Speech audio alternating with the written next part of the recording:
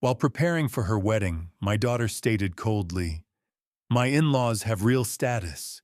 You're just a retired engineer, don't show up." I stayed silent. This wedding, my bank account, my right to cancel. It was time to teach her a lesson. There are things money can never buy, and she was about to learn it in a way she would never forget for the rest of her life. I'm glad you're here with me. Before we go any further, pause for a moment and leave a comment. Where are you listening from, and what time is it there? Your presence matters more than you might think. One small note before we continue this story includes fictionalized details designed to support the narrative and its lessons. Any similarities to real-life people or places are coincidental, but the meaning behind the story is worth hearing. My daughter told me my entire life's work was worthless. She didn't say it outright, not at first. But the words hung in the air between us like smoke from a fire you can't quite locate. I'm Richard Coleman, 71 years old, and I spent over 4 decades building things that mattered. Bridges that carried thousands of commuters across the Willamette River every morning. Office complexes in downtown Portland that changed skylines. A wastewater treatment facility in Beaverton that served 500,000 people. I didn't build monuments to ego. I built foundations, infrastructure, the kind of work that outlasts you. Catherine used to say I had a gift for seeing what wasn't there yet. You look at empty lots and see futures. She'd tell me usually while I was hunched over blueprints at our kitchen table. She was right. I could visualize load-bearing walls, stress points, the way water would flow or traffic would move. I understood physics and materials and time. I thought I understood people too. The house where I sat that afternoon was one of my proudest achievements. I designed it myself 35 years ago, right after Catherine and I bought the lot in Lake Oswego. It's a modest 2-story craftsman with cedar shakes and a wraparound porch. Every joist, every window placement, every gentle slope of the roof, I drew it all by hand. Catherine picked the colors: soft sage for the kitchen, warm cream for the living room, pale blue for what would become Victoria's bedroom. Our daughter grew up here. She took her first steps on these oak floors. She learned to ride her bike in the driveway I poured Catherine, running alongside her, both of them laughing. On summer evenings, we'd sit on that porch, and Catherine would read to Victoria from whatever book they were working through. Charlotte's Web, Bridge to Terabithia, Anne of Green Gables, What you build with your hands and your heart lasts forever, Catherine used to tell Victoria. I can still hear her voice saying it, patient and certain. Catherine taught English at Lincoln High School for 30 years. She understood the architecture of stories, the way I understood the architecture of buildings, how they needed strong bones to hold up, how every element had to support the weight of what came next. She died 4 years ago. Cancer. Victoria was 24, just finishing grad school at University of Washington. I was 67 and suddenly alone in the house I'd built for 3. So when Victoria called last month to say she was coming home with big news, I felt something I hadn't felt in years: hope. Maybe she'd met someone. Maybe she was moving back to Portland. Maybe the house would feel full again. Victoria arrived on a Saturday in early September, one of those perfect Pacific Northwest afternoons where the light turns golden and the air smells like cedar. She pulled up in a Tesla, not hers, I learned later, and I met her on the porch. She looked beautiful. She's always looked like Catherine, same dark hair, same green eyes, same smile that could convince you of anything. "Hey, Dad," she said, and hugged me. She smelled like expensive perfume. "Hey, kiddo." I held her a beat longer than she wanted. "Come in. I made iced tea." We sat in the living room. She perched on the edge of Catherine's favorite armchair, and I took the couch across from her. "So," I said, "big news." Her smile was bright rehearsed. "I'm engaged." My heart lifted. "In Victoria? That's wonderful. When do I get to meet him?" "Soon. His name is Garrett Caldwell. We met at a charity gala in Seattle. His family is from Denver originally, but they have property here in Portland, in Dunthorpe." Dunthorpe. The old money enclave where estates have gates and names instead of addresses. I nodded. "Sounds impressive." "It is." She leaned forward. "Garrett's father is in commercial real estate. His mother does philanthropy work. They're the kind of people who matter, you know." I didn't know, but I smiled anyway. "And he makes you happy." "Of course." She said it too quickly. "We're planning the wedding for next month, October 12th. "Next month? That's fast." "When you know, you know." Another rehearsed line. "Anyway, I wanted to talk to you about logistics." The air started to change. I'm trained to sense structural instability, and I felt it then, a shift, a crack forming. "What kind of logistics?" Victoria tucked her hair behind her ear, a nervous gesture I recognized from childhood. "Well, Garrett and I have been talking about where we'll live after the wedding. His family has several properties, beautiful properties, and this house." She gestured around the room at the built-in bookshelves I'd crafted, at the fireplace I'd laid stone by stone. "It's lovely, obviously, but it's kind of just sitting here, taking up space. Every structure has a load limit, the point at which it can't bear any more weight. Engineers spend their careers calculating these limits, building in safety margins. I'd just found mine." "Taking up space," I repeated. "The Caldwells have a much better property. One of their places has a guest house bigger than this. And honestly, Dad, maintaining this place at your age, wouldn't it be easier to downsize? We could sell it, get you into a nice condo somewhere. Your mother and I built this house." "I know, but you grew up here." "Dad, I'm not saying it doesn't have sentimental value. I'm just saying it's not practical. The Caldwells have real assets, real property. This is just a house. Just a house." The words landed like wrecking balls. Catherine's house. Victoria's childhood home. The place where I'd held my wife while she died, where I'd taught my daughter to measure twice and cut once. Just a house. I looked at Victoria, really looked at her, and saw someone I didn't recognize. The girl who used to help me in the garage, who'd hand me tools and ask questions about why buildings stayed up, that girl was gone. In her place sat a stranger in expensive clothes, talking about assets and property, as if 35 years of life could be reduced to square footage and market comparables. But I'm an engineer. We're practical people. We assess, we calculate, we adapt. And sitting there in my living room, I realized I was about to embark on the most important project of my life. I didn't know it yet, but I was about to design something that would last longer than any bridge, any building, any blueprint I'd ever drawn. Earlier that morning, before Victoria dropped her bombshell about the house, we'd had a different conversation. One that should have warned me what was coming.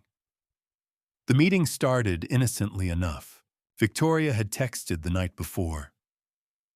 "Dad, can Garrett and I come by tomorrow morning? We want to go over wedding details." I'd been up since 6, brewing coffee, straightening throw pillows, nervous as a teenager. My daughter was bringing her fiancé home. They arrived at 9 sharp. Garrett Caldwell stepped out of that Tesla, first tall, mid-30s, pressed khakis and a polo shirt that probably cost more than my monthly electric bill. His handshake was firm but brief. "Mr. Coleman, it's an honor to finally meet you. Call me Richard. Please come in." Victoria followed, carrying a 3-ring binder thick as a phone book. She dressed carefully, cream sweater, tailored pants, pearl earrings that had belonged to Catherine. We settled in the living room. Victoria opened the binder on the coffee table with the reverence of someone unveiling architectural plans. "So, Dad, we wanted to walk you through everything. Garrett's mother helped us put this together." On my laptop, a Zoom window flickered to life. A woman's face appeared, sharp features, perfectly highlighted hair. "Mr. Coleman, I'm Adrienne Sinclair. I'll be orchestrating Victoria and Garrett's special day." Her voice had that smooth, expensive quality of someone used to asking for money. "I've been planning luxury weddings in the Portland area for 20 years. I nodded at the screen, already feeling outmatched. Orchestrating, luxury. These weren't words Catherine and I had used. We'd gotten married at a small church in Selwood, had a reception in a friend's backyard. The whole thing cost $3,000. "Let's start with the venue," Victoria said. "We've booked the Abernethy Center in Oregon City." "Beautiful choice," Adrienne chimed in. "Historic mansions, stunning gardens, views of the Willamette. $28,000 for the venue rental." Victoria continued, her finger tracing down a spreadsheet. She wasn't looking at me. 28,000. I kept my face neutral and nodded. "Florals are next." She flipped a page. "We're using Portland's premier florist. Roses, peonies, orchids. 32,000. The numbers kept coming. Photography and videography, 22,000. Custom bridal gown, 18,000. Catering for 200 guests at $650 per plate, 130,000. Live band, 25,000. Lighting and decor, 35,000. Adrienne's fee, 30,000. I sat there, coffee growing cold, watching Victoria tick through items like a grocery list. Garrett said almost nothing, just nodded along, occasionally glancing at his phone. When he did speak, it was brief. "It's important to my parents, Mr. Coleman. My mother has certain expectations." His parents, not him, not Victoria. I'd spent 42 years calculating load capacities and cost analyses. I'd built a 12-story office complex in downtown Portland, where every beam had to be justified and budgeted. That building cost $8 million and housed 300 people every day. This wedding cost more per square foot than that building. For flowers that would wilt, food that would be eaten, music that would fade. "So the total," Victoria said, reaching the final page, "comes to $320,000. Adrienne beamed from the laptop. Garrett studied his cuticles. Victoria finally looked at me, and in her eyes I saw expectation. She expected me to say yes. This wasn't a request. "Victoria, that's more than most people make in 3 years." "I know." Her smile was patient. "But the Caldwells expect a certain standard, Dad. Garrett's sister's wedding was featured in Portland Monthly. This needs to be appropriate." Appropriate. The same word she'd use later when dismissing her mother's wedding dress. I looked at Garrett. "And this is what you want to..." He cleared his throat. "My family values tradition, sir. Making the right impression." Not an answer. I'd asked what he wanted, and he'd told me what his family valued. In 40 years of negotiating with contractors and city planners, I'd learned to hear what people weren't saying. Garrett Caldwell wasn't saying much at all. I looked at Victoria and saw someone I didn't recognize. The girl who used to bring me dandelions from the yard, who'd helped me build a birdhouse when she was 8. Where had that girl gone? When had my daughter become someone who thought love required a price tag of $320,000? Should have said no right then. Should have told her Catherine and I had built our entire marriage on something that cost less than her floral budget. Should have asked when status became more important than substance. But I didn't. Because she was my daughter. Because I wanted her to be happy. Because some part of me hoped this was just wedding jitters, just the influence of a family I hadn't met yet. All right, I heard myself say. We'll make it work. Victoria's face lit up genuine happiness finally, and she came around the coffee table to hug me. Thank you, Dad. This is going to be perfect. I held her and thought about how structures fail, not all at once, slowly over time from weight they were never designed to carry. That same Saturday afternoon, after the wedding budget meeting, Victoria dropped the second bomb. Garrett had left first, murmuring something about a conference call with his father. The Tesla pulled away, and I'd started gathering coffee mugs when Victoria's voice stopped me. Dad, can we talk for a minute? Something in her tone made me set the mugs down. She was still sitting in Catherine's chair, leaning forward, hands clasped. The posture of someone about to say something difficult. Of course. I sat back down. She took a breath. Garrett and I have been talking about our life after the wedding. Where we'll live. That's smart. Planning ahead. Right. And the thing is, she paused. Dad, we think it might be time to sell this house. The words didn't land right away. They hung in the air like something I could see but couldn't quite touch. Sell this house. It's just so big for one person. And the maintenance, Dad, when was the last time you had the roof inspected? At your age, you shouldn't have to worry about all that. I'm 71, not 90. I know, but Garrett's family has properties we could use. Their place in Dunthorpe has a guest house bigger than most condos. Or they have a home in Cherry Hills Village in Denver. Beautiful area, very safe, close to excellent health care. Properties. Plural. Not home. Not the place where her mother had painted these kitchen walls sage green because it reminded her of spring. Not where we'd marked Victoria's height on the doorframe every birthday. This house isn't about square footage, Victoria. I know it has sentimental value, but Dad, practically speaking, it doesn't make sense. You're here alone. The Caldwells have resources, real assets that could take care of you properly. Real assets. I'd designed this house on graph paper at our kitchen table, Catherine reading over my shoulder. Make sure Victoria's room gets morning sun, she'd said.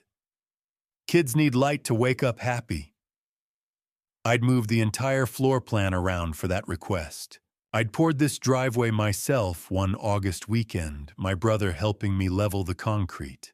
Catherine had brought us lemonade, and when it was done, she'd walked out barefoot and pressed her handprint into the corner.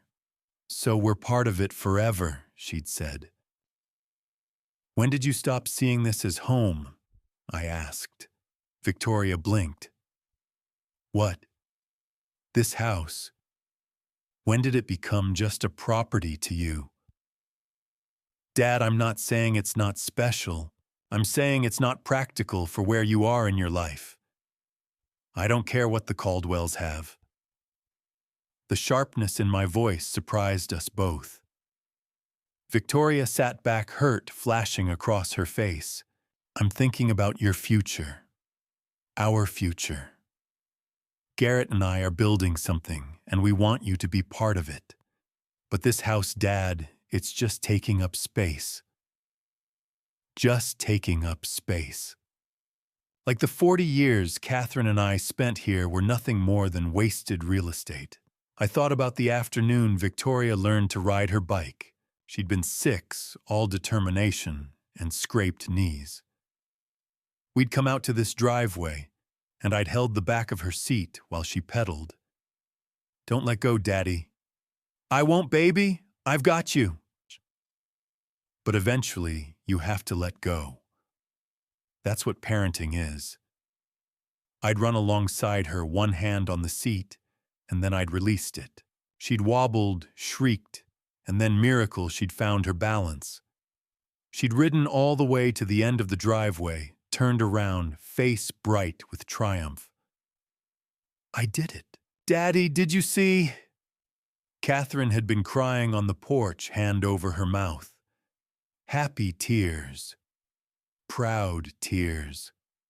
Afterward, we'd driven to Salt and Straw for ice cream. It became our tradition. Whenever Victoria accomplished something hard, we'd go for ice cream. First day of school. First A on a test. Piano recitals. Science fair projects. High school graduation. The last time we'd gone was 4 years ago, a week before Catherine died. The 3 of us had sat in that tiny shop on Alberta Street pretending everything was normal. Catherine had ordered honey lavender. Victoria got salted caramel. I had chocolate, same as always. We'd sat there eating ice cream and lying to each other with smiles, all of us knowing Catherine had weeks left, not months. "This house isn't just wood and nails," I said now, hearing Catherine's voice. She'd said that to me once when I'd gotten frustrated over a plumbing issue. "It's our foundation, Rich. It holds us all up." Victoria stood. "Dad, I'm trying to help you. I don't need the Caldwells to provide anything. You're being stubborn. I'm being practical. This is my home. Your mother and I built it. You grew up here. Those things don't stop mattering just because there's a bigger guest house in Dunthorpe." She grabbed her purse. "I should go. Victoria. I'll call you later. Think about what I said. Really think about it." She left before I could answer. I stood at the window and watched the Tesla pull away. Garrett had been waiting in the driveway this whole time and felt something crack inside my chest. Not break. Not yet. Just crack. The first small fissure that, if ignored, spreads until the whole structure comes down. The house was quiet. The kind of quiet that feels heavy. I walked through the rooms, slowly. The kitchen where Catherine had taught Victoria to make pancakes. The living room where we'd spent Christmas mornings. The staircase where we'd taken 1,000 photos. At the top of the stairs, I paused at Victoria's old bedroom door. Same pale blue walls. Same bookshelf filled with her childhood favorites. Same window that caught morning sun just like Catherine had wanted. Damage doesn't happen overnight. It starts small, a hairline fracture, a loose connection, something that shifts just slightly. You don't notice it at first. And then one day, you do. I went back downstairs as afternoon light slanted through the windows, turning everything golden. The house felt emptier than it ever had, even in the 4 years since Catherine died. But empty wasn't the same as broken. Not yet. Monday morning, I did what any engineer would do. When facing an unstable situation, I analyzed the data. I'd spent Sunday alone in the house, Catherine's absence feeling sharper than usual. Victoria hadn't called. I hadn't expected her to. So I sat in my home office, a converted bedroom upstairs with a view of the backyard, and opened my laptop. If my daughter wanted to treat our relationship like a business transaction, then I'd approach it the same way. I pulled up my credit card statement. Victoria had been an authorized user since college, a practical decision Catherine and I had made for emergencies. Gas, textbooks, a car repair. We'd trusted her to be responsible, and for years she had been. The monthly statement rarely showed more than $100 in her charges. This month was different. I scrolled through the list, and my chest tightened with each line item. These weren't emergencies. These were charges from months ago hidden in plain sight. Because I'd stopped checking statements closely after Catherine died. The first charge was from 2 months back, $12,000 to Skyline Rooftop Venue in Portland. I clicked on it. An event space downtown. High end. I grabbed my phone and dialed Victoria. Dad, I'm at work. This won't take long. Can you tell me about a $12,000 charge to Skyline Rooftop? Silence. Then what? 2 months ago. Skyline Rooftop Venue, $12,000 on my card. Oh, that was the engagement party. The engagement party. I kept my tone neutral. The small gathering you mentioned. It wasn't that small. We had about 100 people. 100 people. At a rooftop venue in downtown Portland. I hadn't been invited. I see. And you didn't think to mention this charge. Dad, we talked about this. Wedding expenses. You said you'd help. We talked about the wedding, not an engagement party I wasn't invited to. It was mostly Garrett's family and their friends. You would have been bored. I moved to the next charge. $14,000 to Las Vegas luxury travel, bachelorette package. That's just the deposit for my trip next week. Las Vegas, $14,000. It's not just for me, Dad. I'm covering costs for my bridesmaids. The Caldwell women expect a certain standard. Right. I scrolled further. Nordstrom men's. Custom suits. $5,500. A pause. Those are for Garrett. For Garrett. I'm buying your fiancé's wedding suits. His groomsmen suits, actually. There are 4 of them. Without asking me first. Her voice hardened. Are we really going to nickel and dime everything? I'm not nickel and diming. I'm trying to understand why you've spent over $60,000 on my credit card without telling me. $60,000. She sounded genuinely surprised. Pumpkin Ridge Golf Club, $3,200 for a private event. That was Garrett's bachelor party. His father suggested, I don't care what his father suggested. My voice came out sharper than intended. And then there's the $28,000 deposit for a resort in Bora Bora. That's our honeymoon. I can see that. What I can't see is when you plan to ask my permission. Dad, these are wedding expenses. You said you'd pay for my wedding. No, Victoria. These are things you charged because you knew I'd say no if you asked first. Silence, long enough that I thought she'd hung up. Then, I knew you wouldn't understand. You're right. I don't understand. Help me understand why my daughter thinks it's acceptable to take $62,700 without asking. Because you would have said no. Her voice cracked.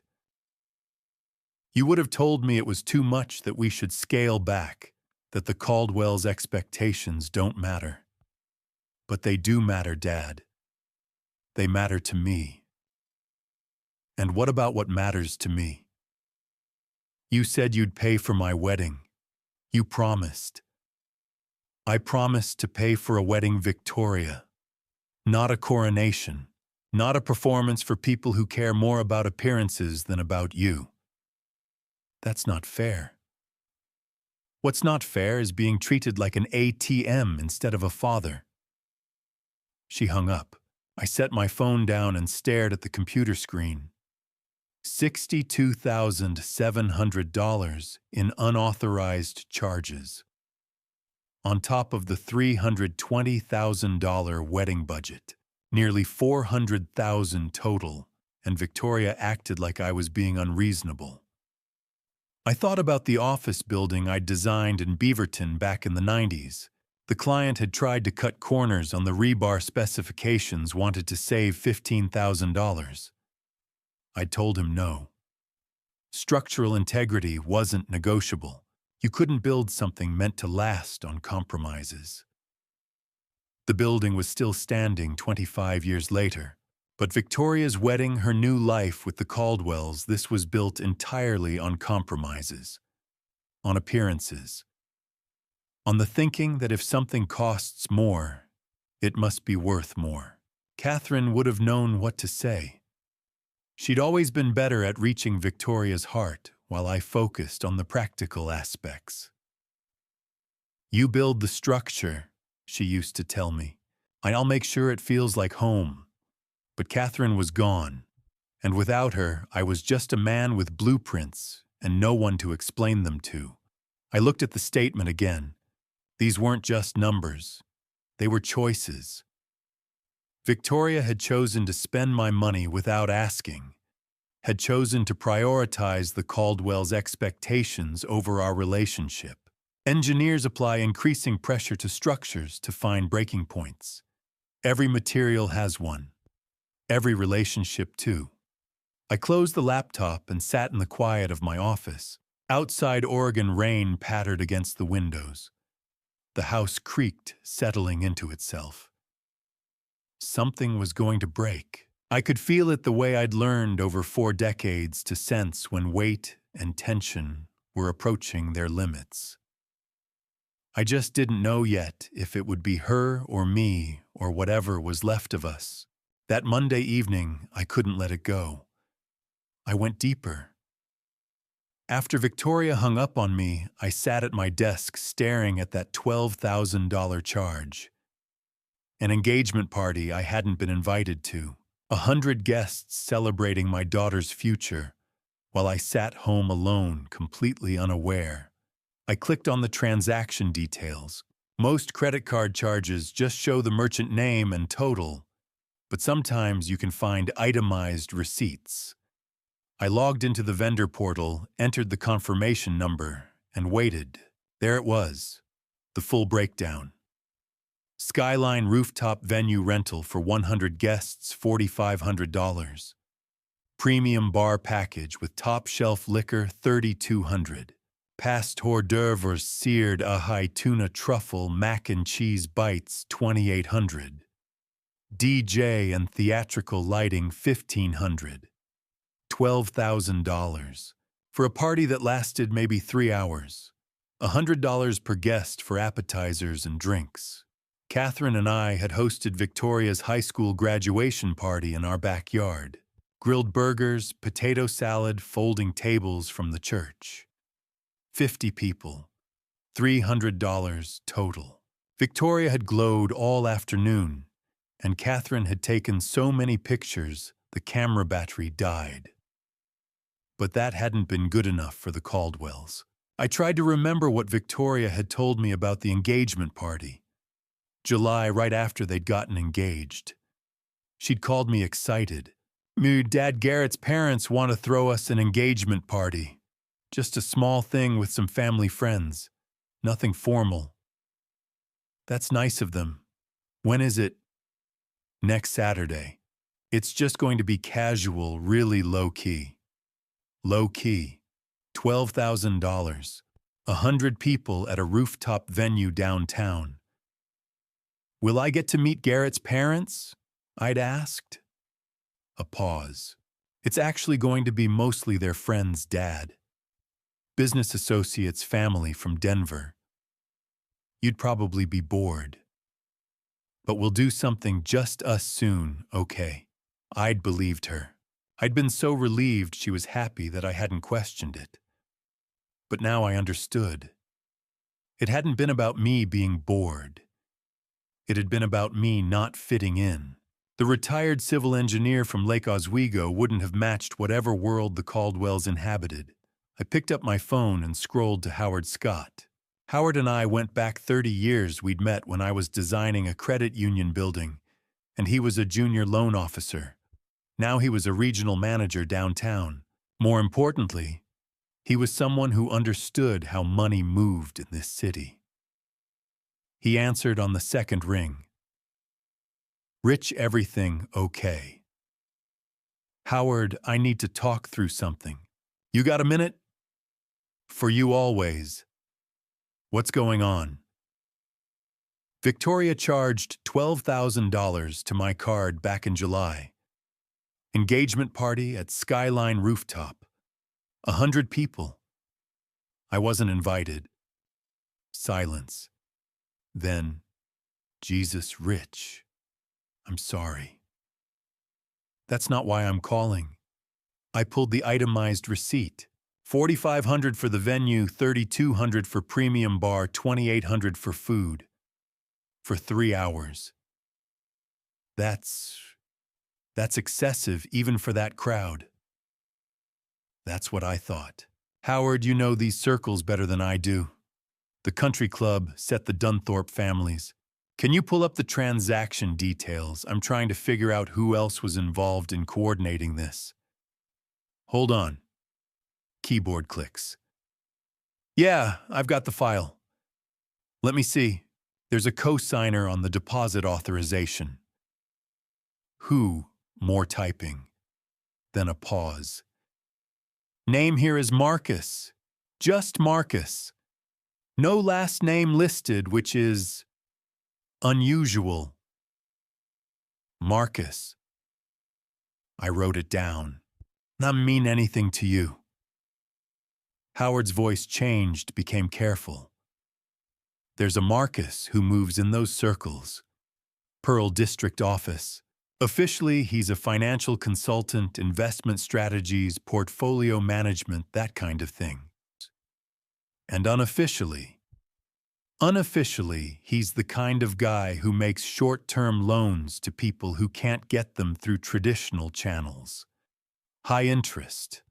No questions asked. My stomach dropped. You're saying... I'm saying if this is the same Marcus, he's not someone you want anywhere near your daughter's wedding. Rich. People like him don't co-sign venue deposits out of friendship. I stared at the name on my notepad. Why would Victoria or Garrett involve someone like that? Maybe they didn't know who he really was. Maybe the Caldwells introduced them. Or maybe he paused. Maybe someone needed money fast and didn't want to explain why. I thought about Garrett Saturday morning. His expensive clothes, his careful words, his constant deference to his parents' expectations.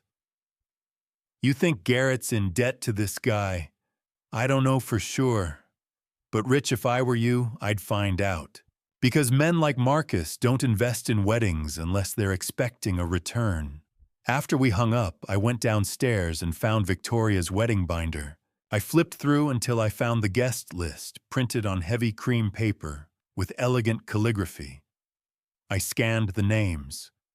Caldwell relatives, business associates, people with addresses in Dunthorpe and Lake Oswego and West Lynn. And there, halfway down the second page, Marcus. Just one name, like he was some kind of celebrity. No title, no address, just Marcus. I set the paper down and walked to the window. Night had fallen, streetlights casting long shadows across the yard. Somewhere in this city, my daughter was planning a wedding to a man I barely knew, surrounded by people who measured worth in dollar signs. And now there was Marcus, whose presence suggested something darker than I'd imagined. Catherine used to say I worried too much. You're always looking for the weak points, Rich. Sometimes things are exactly what they seem. But I'd been an engineer too long to ignore warning signs. A name with no last name on legal documents. A financial consultant who operated outside normal banking channels. A co-signer on a $12,000 venue deposit for people who supposedly had family money. These weren't coincidences. They were red flags. I picked up my pen and wrote the name again on fresh paper, this time in capitals. Marcus. Something told me I'd need to remember it. Something told me this name would matter more than I could yet understand. The house was quiet around me, but my mind wasn't. It was running calculations, assessing risks, trying to figure out how deep this went, and how badly my daughter was about to get hurt. Outside, the rain started again. I thought about structures under pressure, about hidden weaknesses that don't show up until the weight becomes unbearable. And I wondered what weight Victoria and Garrett were carrying that they couldn't tell me about. Tuesday afternoon, I received an alert on my phone. Another charge. I was in the garage trying to fix a loose hinge on the back door, the kind of small repair that keeps your hands busy when your mind won't settle. My phone buzzed in my pocket. I pulled it out, saw the credit card notification, and felt my jaw tighten. $8,500. Merchant Powell's Fine Jewelry, downtown Portland. Memo line, wedding bands, rush order. I set down my screwdriver and stared at the screen. Wedding bands. Plural. For a moment, I felt a flicker of something like relief. Maybe Victoria was finally including me in decisions. Maybe this was legitimate wedding planning we'd somehow missed in Saturday's budget meeting.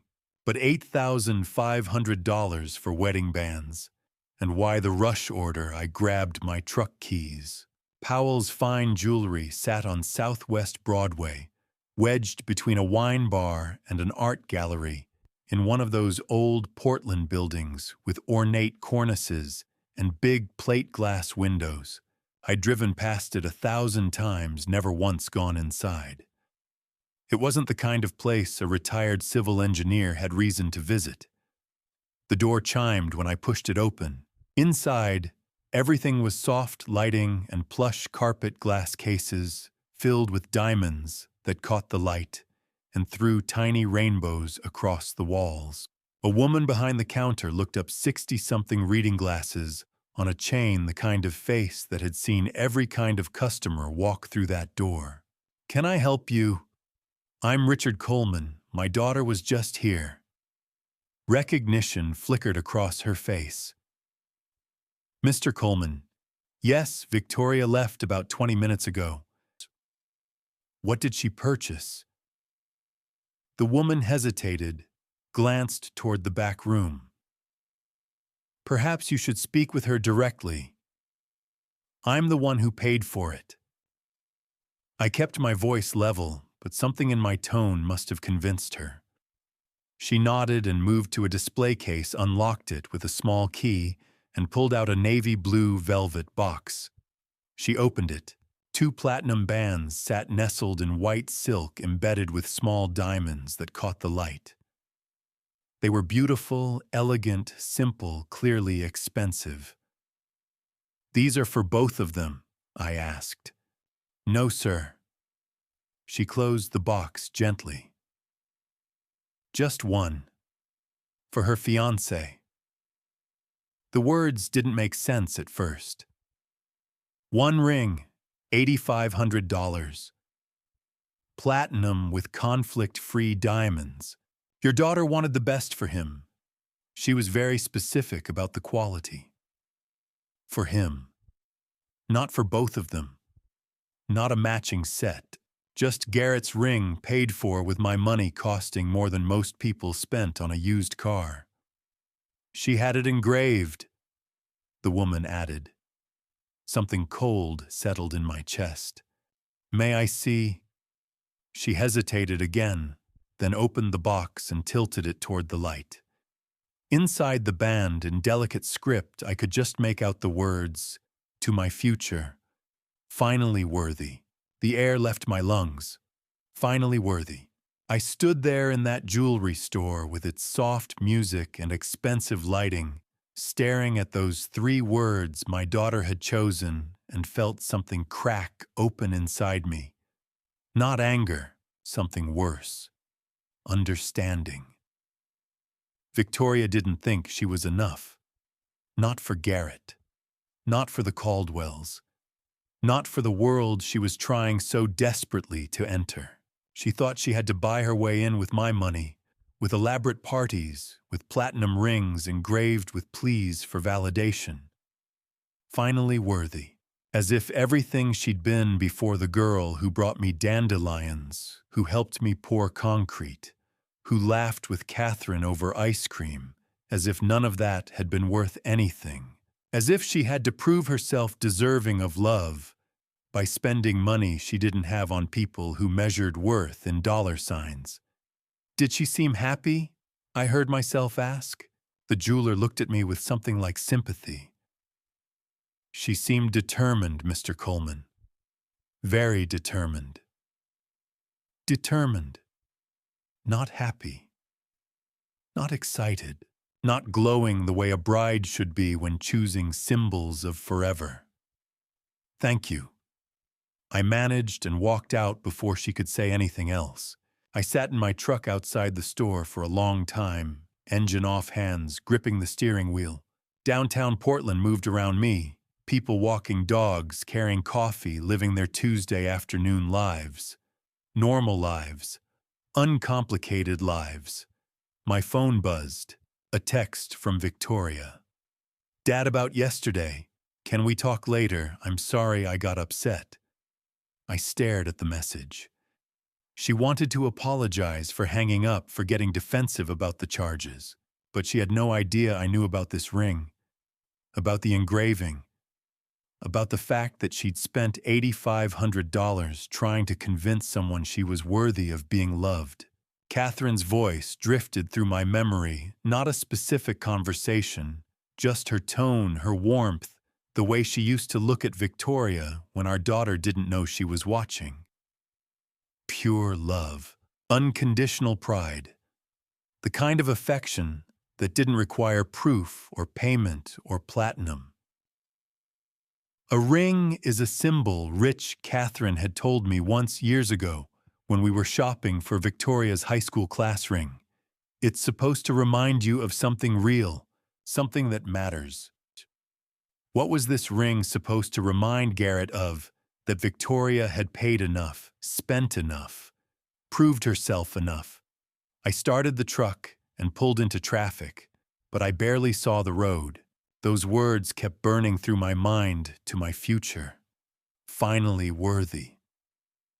My daughter thought she wasn't enough, thought she had to buy approval from a man who couldn't even look me in the eye during a budget meeting. Thought she had to erase everything she'd been, everything Catherine and I had tried to teach her, to become someone the Caldwells would accept, and I'd enabled it. By saying yes to the wedding, by not questioning the charges sooner, by being so desperate for Victoria to be happy that I hadn't noticed she'd stopped being herself. I drove home through the late afternoon traffic past the familiar streets of my city, and felt the weight of my failure settling over me like fog.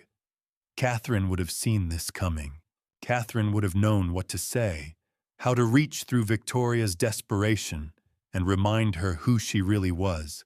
But Catherine was gone, and I was just a man who built things, structures, systems, solutions. I didn't know how to rebuild my daughter's sense of self-worth, didn't know how to make her see that she'd always been worthy. Always been enough, always been exactly who she needed to be. By the time I pulled into my driveway, the sun was setting over Lake Oswego, turning the sky orange and pink. I sat in the truck, staring at my house, the house Victoria wanted to sell, the house she thought was just taking up space, and understood something fundamental had shifted. This wasn't about a wedding anymore. It wasn't even about money.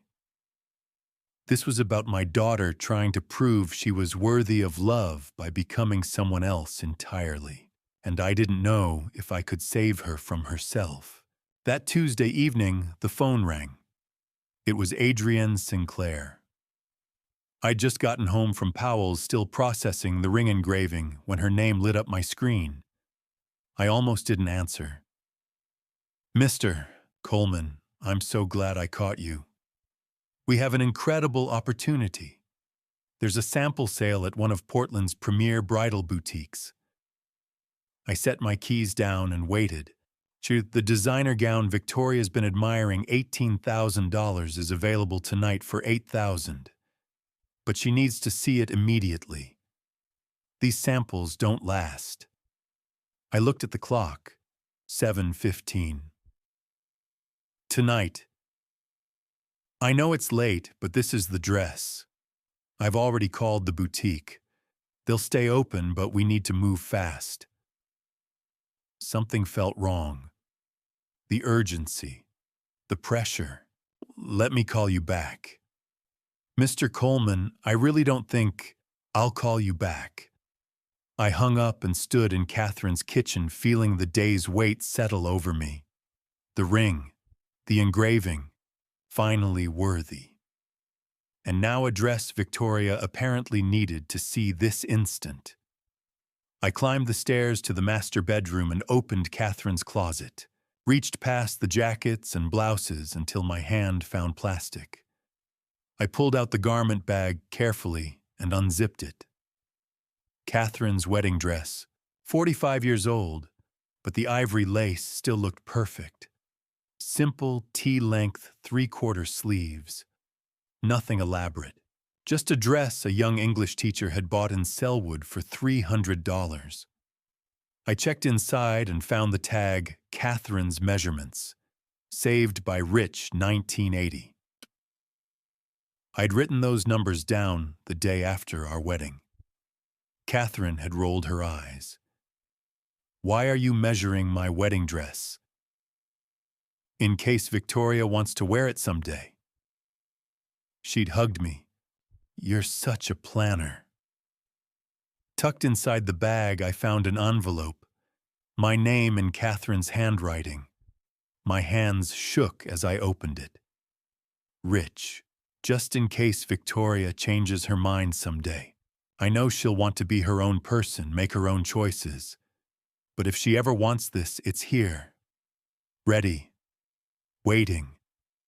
Like we always were. Love always, C." The date, October 2019, 5 months before she died. I sat on our bed and cried for the first time since Catherine's funeral. She'd known, even sick and fading, she'd thought about Victoria's wedding day, had wanted to give her this choice. And Victoria didn't even know it existed. I pulled out my phone and called her. "Dad, I'm really busy. Your mother saved her wedding dress for you. Do you want to try it on?" Silence. "What?" "Your mother's wedding dress. She left measurements, left a note. She saved it in case you wanted to wear it." A pause. When Victoria spoke, her voice was careful, distant. "Dad, that's really sweet. But Mom's dress is vintage. It's from the 80s. The Caldwells expect something more contemporary. Something couture. Your mother wore this dress. It has history." "I know, but I'm not living in the past. I need to make my own statement." The words from the ring flashed through my mind. Finally worthy. What kind of statement that you're worthy? What? I'd let the anger slip. Nothing. Forget it. Are you okay? Go to your sample sale. Get your $8,000 dress. Adrienne said it was important. Everything's important to Adrienne Victoria. That's how she makes money. That's not fair. Maybe not. But neither is rejecting your mother's dress without even seeing it. Silence stretched between us. "I have to go," Victoria said. Adrian's waiting. She hung up. I sat holding Catherine's dress and felt something shift inside me. Not break. Shift. Like a building settling after stress. Victoria had rejected this dress the way she'd rejected everything else that connected her to who she'd been. The house, our traditions, the values Catherine and I had tried to instill, all dismissed as inadequate for the world she was trying to enter. I carefully folded the dress back into its bag and returned it to Catherine's closet. "She's not ready," I whispered, "and neither am I." But even saying it, I knew something had changed. The sadness I'd been carrying since Saturday was hardening into something else. Something clearer. Determination. I went to my office and pulled out the credit card statements, the wedding budget, the vendor list. I studied them the way I used to study blueprints, looking for weak points for places where intervention was possible.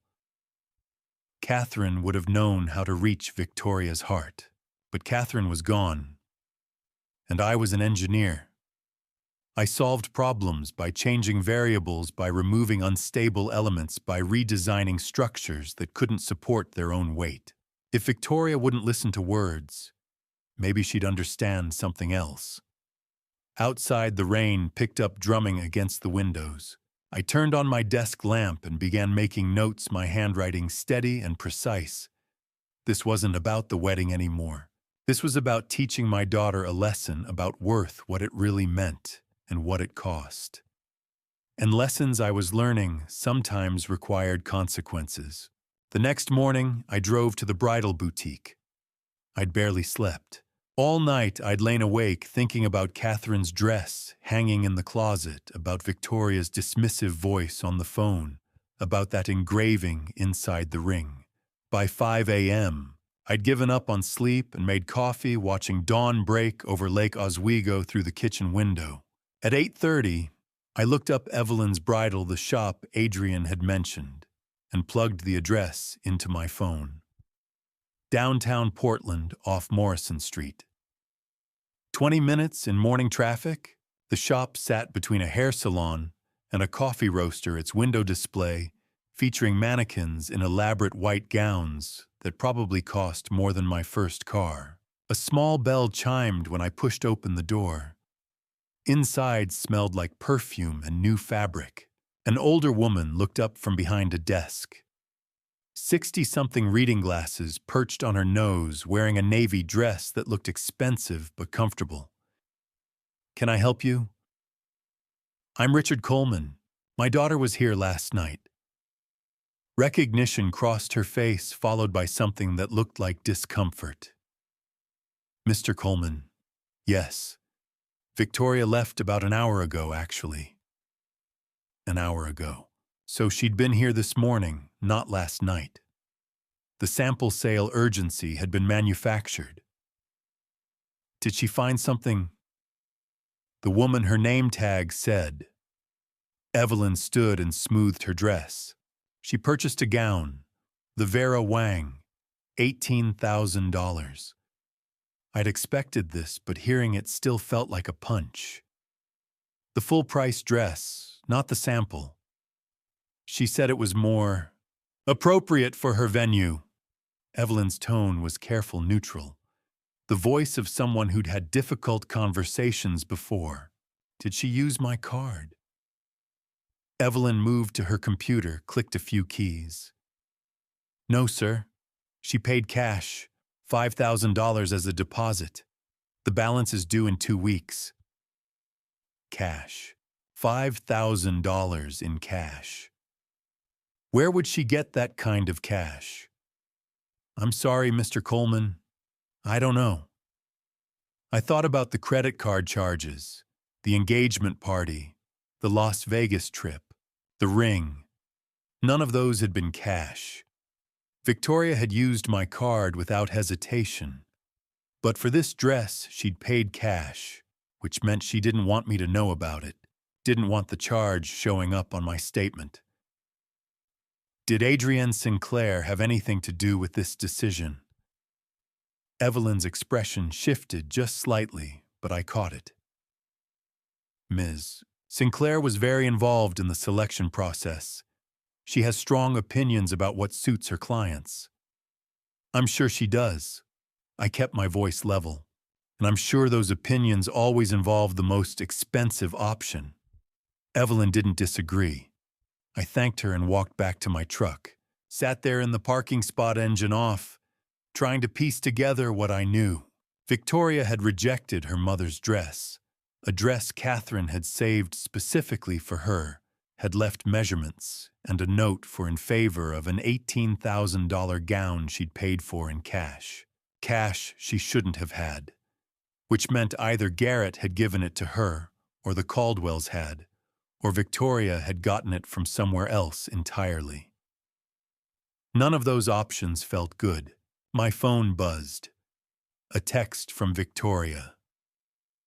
Dad, I'm sorry about last night. I know Mom's dress means a lot to you. Can we talk later? I stared at the message. She wanted to apologize to smooth things over, but she had no idea I knew she'd bought a different dress this morning. Had no idea I knew about the cash, about the ring engraving, about Marcus on the engagement party guest list. I was collecting pieces of a puzzle I didn't want to see completed. I started typing a response, then deleted it, then started again. Finally, we should all sit down and talk. You, me, and Garrett. 3 dots appeared. Disappeared. Appeared again. Then, okay, when? But I didn't want a family meeting. I wanted to talk to Garrett alone. Wanted to look him in the eye without Victoria there to defend him, to make excuses to smooth over whatever truth I was about to uncover. I pulled up Garrett's number. Victoria had added it to my phone Saturday after the budget meeting and sent a text. Can we meet for coffee? Just the 2 of us. Today at noon. The response came quickly. Stumptown Coffee, Pearl District. See you there. No questions. No hesitation. Just immediate agreement, which either meant he had nothing to hide, or he was smart enough to know refusing would look suspicious. I checked the time. 9:45. I had just over 2 hours to figure out what I was going to say, or maybe what I was going to ask, because the questions were piling up faster than I could process them. Where had Victoria gotten $5,000 in cash? Why was she hiding purchases from me now, when she'd had no problem charging $62,000 to my card? What was Garrett's role in all of this? Was he pressuring her, or was she pressuring herself, trying to impress his family? And what did Marcus, just Marcus, no last name, have to do with any of it? I drove to a coffee shop near my house, ordered a cup I didn't really want, and sat by the window watching Portland wake up. People walking dogs, joggers, a woman pushing a stroller. Normal Wednesday morning lives. Mine used to be normal too. Wake up, read the paper, maybe work on a project in the garage, call Victoria once a week to check in. Simple. Uncomplicated. But that was before I'd seen the credit card statements. Before I'd learned my daughter thought she had to buy her way into being worthy. Before I'd held Catherine's wedding dress and realized Victoria was ashamed of everything we'd given her. At 11:30, I headed toward the Pearl District. Traffic was light. I found parking 2 blocks from Stumptown and walked hands in my pockets, thinking about what Catherine would say if she were here. She'd tell me to lead with love, to remember Victoria was still our daughter, still the girl we'd raised, even if she was making choices we didn't understand. But Catherine had never had to watch someone try to erase her memory, had never had to see their daughter reject everything they'd built together in favor of strangers with money. I reached the coffee shop at 11:55. Through the window, I could see it was busy, the lunchtime crowd people on laptops, the hiss of the espresso machine. Garrett wasn't there yet. I had 5 minutes to decide how to play this, the concerned father-in-law, the suspicious investigator. The man who just discovered his daughter was hiding cash payments and rejecting family heirlooms. In the end, I decided on the truth. I'd ask direct questions and see if Garrett gave me direct answers. Because one way or another, I was going to find out what my daughter had gotten herself into, and whether the man she was about to marry was part of the problem or part of the solution. That Wednesday afternoon, I met Garrett at Stumptown Coffee. The Pearl District location sat in a converted warehouse, exposed brick industrial lighting, the smell of fresh roasted beans, mixing with the hum of conversation. I'd arrived early and claimed a corner table positioned so I could see the door. Old habit from years of job site meetings where you wanted to control the space. Garrett walked in at noon, exactly dressed in business casual pressed khakis, button-down shirt, leather messenger bag slung over one shoulder. He spotted me and raised a hand, but his smile didn't reach his eyes. He looked nervous. Good. He should be. Mr. Coleman. He shook my hand and sat down across from me. Thanks for meeting. Call me Richard. Coffee. I'm good, thanks. We sat for a moment in uncomfortable silence. Around us, the coffee shop buzzed with the Pearl District lunch crowd. Young professionals on laptops, designers with portfolio cases, the kind of people who measured success in Instagram followers and networking events. Beautiful weather we're having, Garrett said finally. For September anyway. I didn't have patience for small talk. Garrett, I need to ask you something directly. He straightened in his chair. Okay, do you love my daughter? Whatever he'd been expecting, it wasn't that. His eyes widened slightly. Yes, absolutely. Then why does she feel like she needs to buy your approval? What? I leaned forward, keeping my voice low but firm. The ring. To my future. Finally worthy. What does that mean? All the color drained from Garrett's face. He looked down at his hands, then back up at me. She told you about the engraving. The jeweler did. Talk to me. Garrett was quiet for a long moment, and I watched him struggle with whatever he was about to say.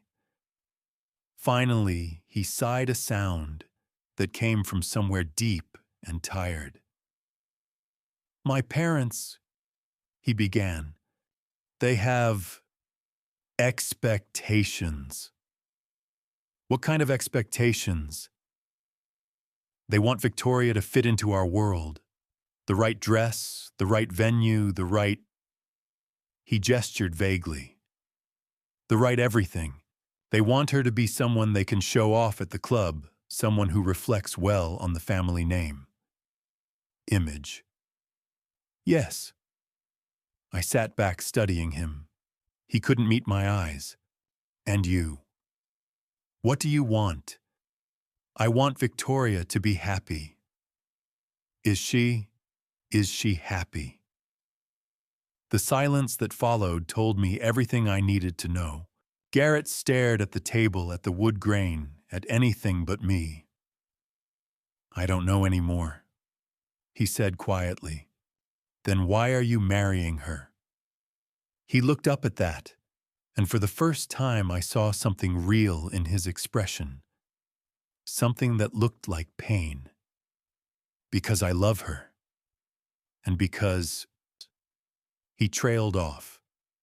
Because what? Because my family expects it. Because we've already sent the invitations, booked the venue, made all the announcements.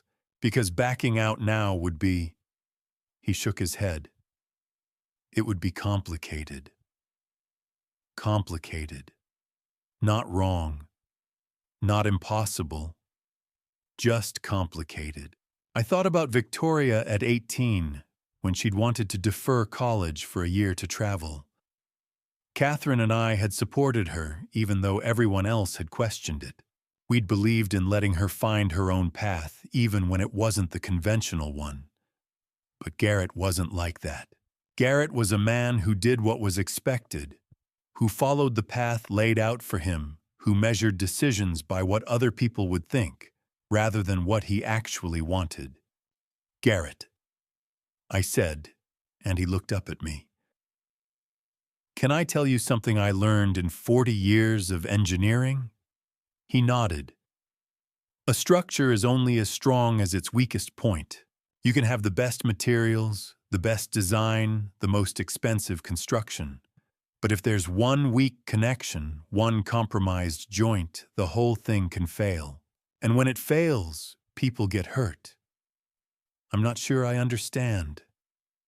Your marriage is a structure, and right now it's built on weak connections.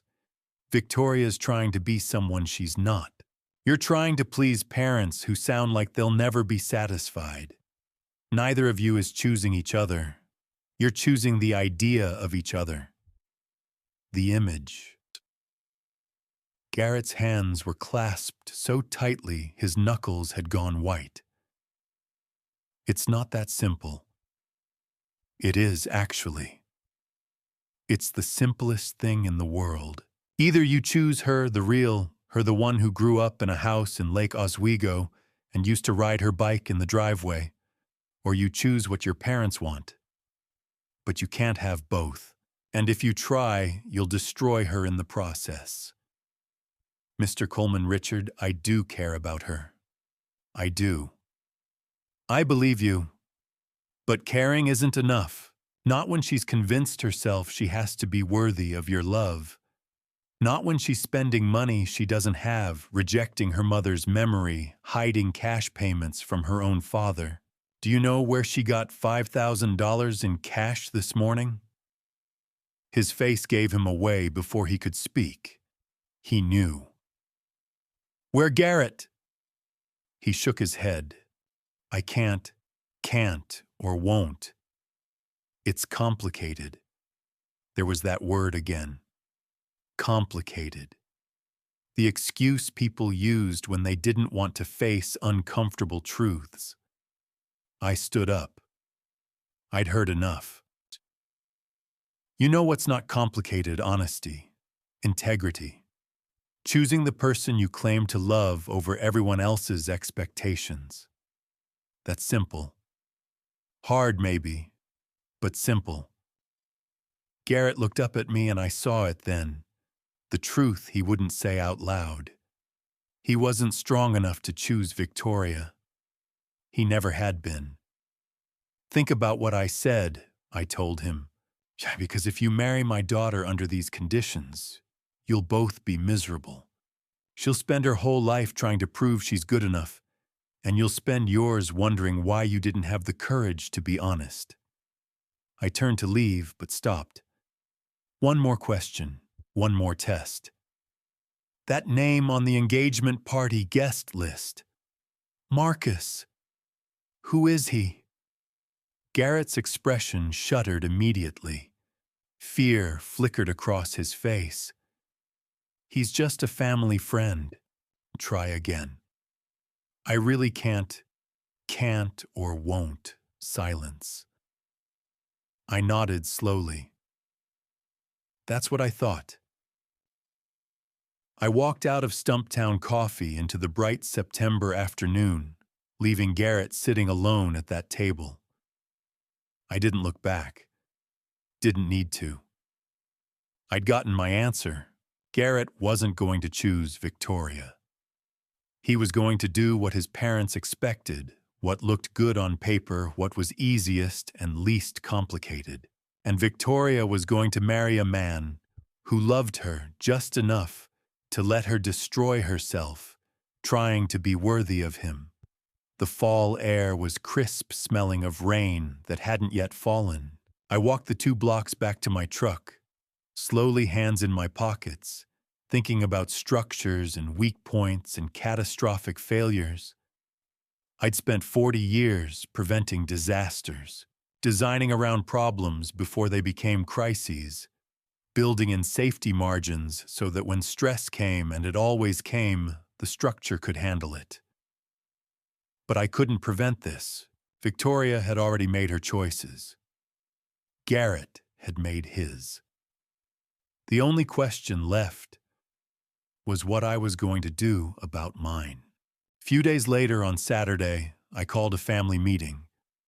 I'd spent those days in careful preparation.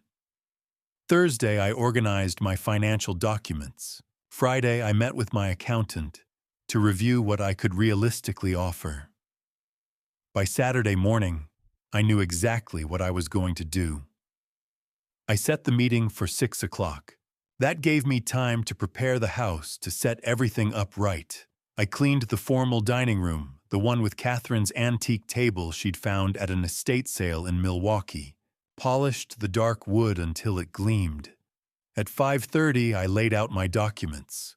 My retirement portfolio summary, just an overview, a folder containing preliminary paperwork for something I'd started researching, the Catherine Coleman Foundation. Still just an idea on paper, but real enough. And in a sealed envelope, a check. $95,000.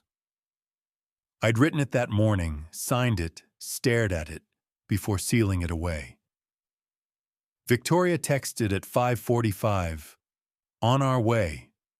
They arrived at 6:03. Victoria wore a navy dress.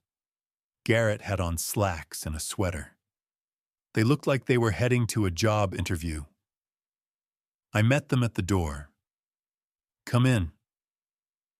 "Hey, Dad." Victoria hugged me. "Thanks for inviting us." We moved to the dining room. Victoria stopped when she saw the formal table, the documents. "Dad, what's all this?" "Sit down, please." They sat. Victoria took Catherine's chair. Garrett sat across from her. I took my usual spot at the head. The evening light slanted through the windows. The house was quiet except for Catherine's grandmother's clock ticking on the mantel. "Thank you both for coming," I said. "I've been thinking about the wedding." Victoria leaned forward, hopeful. "And I know it's expensive, but let me finish." I kept my voice gentle but firm. "I've reviewed everything. The $320,000 budget. The unauthorized charges, $62,700. The engagement party I wasn't invited to. The dress you bought with cash. The house you want to sell." Garrett shifted. Victoria's face went blank. "I've thought about all of it, and I want to make you an offer. A final offer." I slid the envelope across the table. Victoria opened it slowly. I watched her face as she read the check. Hope flickered, then confusion. "Dad, this is $95,000. That's what I can give you. Use it however you want. Scale down the wedding. Ask the Caldwells to cover the difference. I don't care. But that's what you're getting from me." "But this isn't enough for—" "I know. That's the point." Garrett cleared his throat. "Mr. Coleman, perhaps my parents could—" "Your parents aren't my concern, Garrett. My daughter is. Right now, my daughter is planning a wedding that costs more than most people make in 5 years. For what, to impress people who measure worth in flower arrangements?" "Dad, you don't understand." "I understand perfectly. You've spent nearly $400,000, some without asking, trying to buy approval from people who should love you for who you are." Victoria's hands shook. "Not the Caldwells have standards. I don't care about their standards. I care about you. I'm watching you turn yourself inside out trying to be someone you're not. That's not fair. What's not fair is being treated like an ATM. What's not fair is watching you reject everything your mother and I gave you. What's not fair is knowing you bought an $8,500 ring engraved with "finally worthy" because you don't think you're good enough. She went white. How did you? The jeweler told me. Garrett stared at the table. Victoria's eyes filled with tears. This check represents what I can afford without jeopardizing my future. It's generous.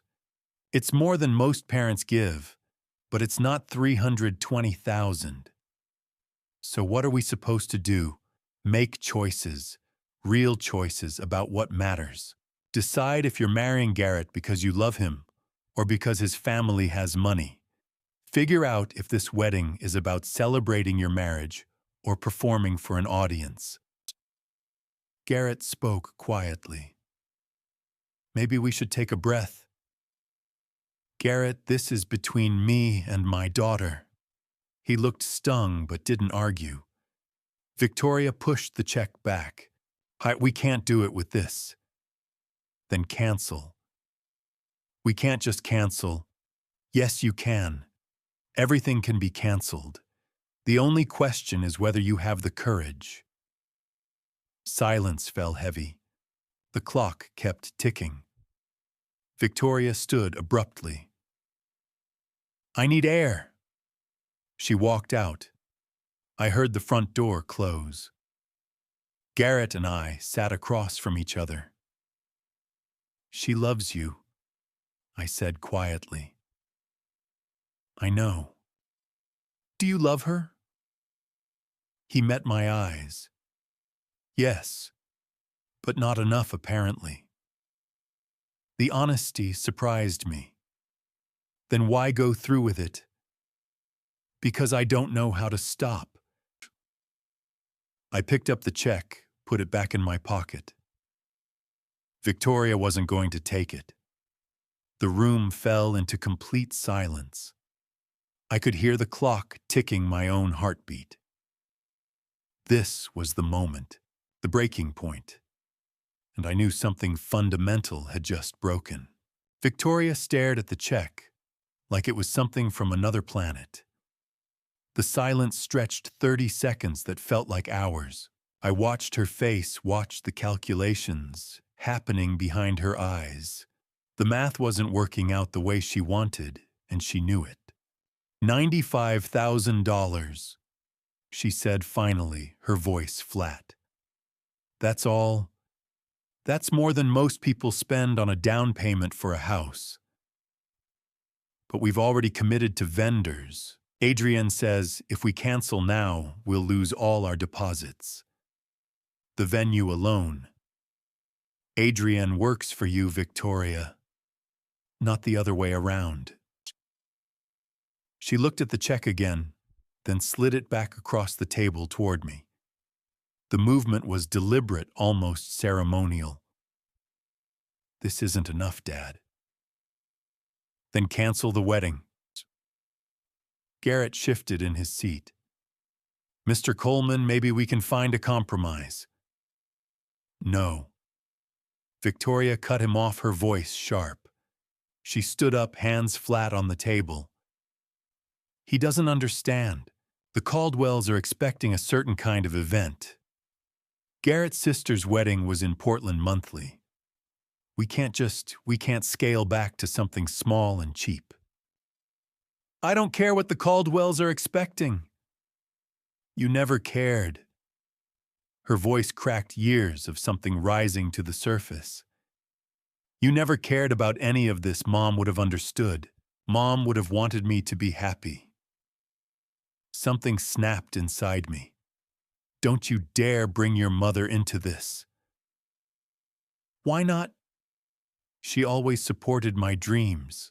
She always wanted me to have everything. Your mother wanted you to be yourself, not someone's trophy wife. Victoria's face flushed red. Trophy, I'm building a life, Dad. A real life, with real opportunities. Not stuck in some outdated house in Lake Oswego working some meaningless job, meaningless. The word came out quiet, deadly quiet. Garrett put his hand on Victoria's arm. Victoria, maybe we should... She shook him off. No, Garrett. He needs to hear this.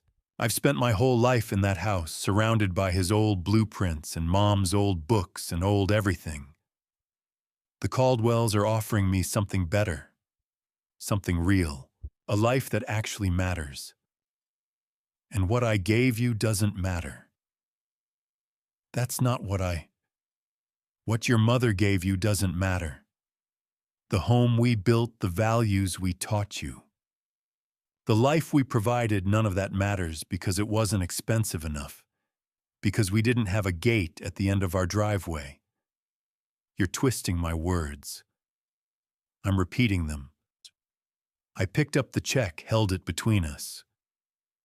This represents 43 years of work, of saving, of planning for a future where I could help my daughter when she needed it.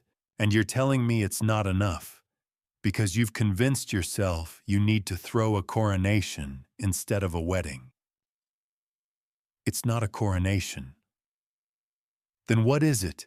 Because from where I'm sitting, it looks like you're spending hundreds of thousands of dollars to prove to strangers that you're worth knowing, that you're finally... I stopped myself. Finally what? Nothing. No, say it. Finally what? Finally worthy. The words hung between us like a verdict. That's what you had engraved in Garrett's ring, isn't it? To my future. Finally worthy. As if everything you were before him, before the Caldwells, before this wedding, as if none of it counted. Victoria's face went white. Garrett looked like he wanted to disappear. That's what this is really about. I continued, my voice steady, now cold. You don't think you're good enough, so you're buying approval with my money, on your mother's memory, on a foundation that doesn't exist. You're building a life on debt and appearances and desperation. I'm not desperate. You spent $8,500 on a ring for him. Nothing for yourself. You rejected your mother's wedding dress, the one she saved specifically for you, because it wasn't couture. You're planning to sell the house you grew up in because it's just taking up space. If that's not desperate, I don't know what is. You don't understand what it's like, Victoria said, and now there were tears in her eyes.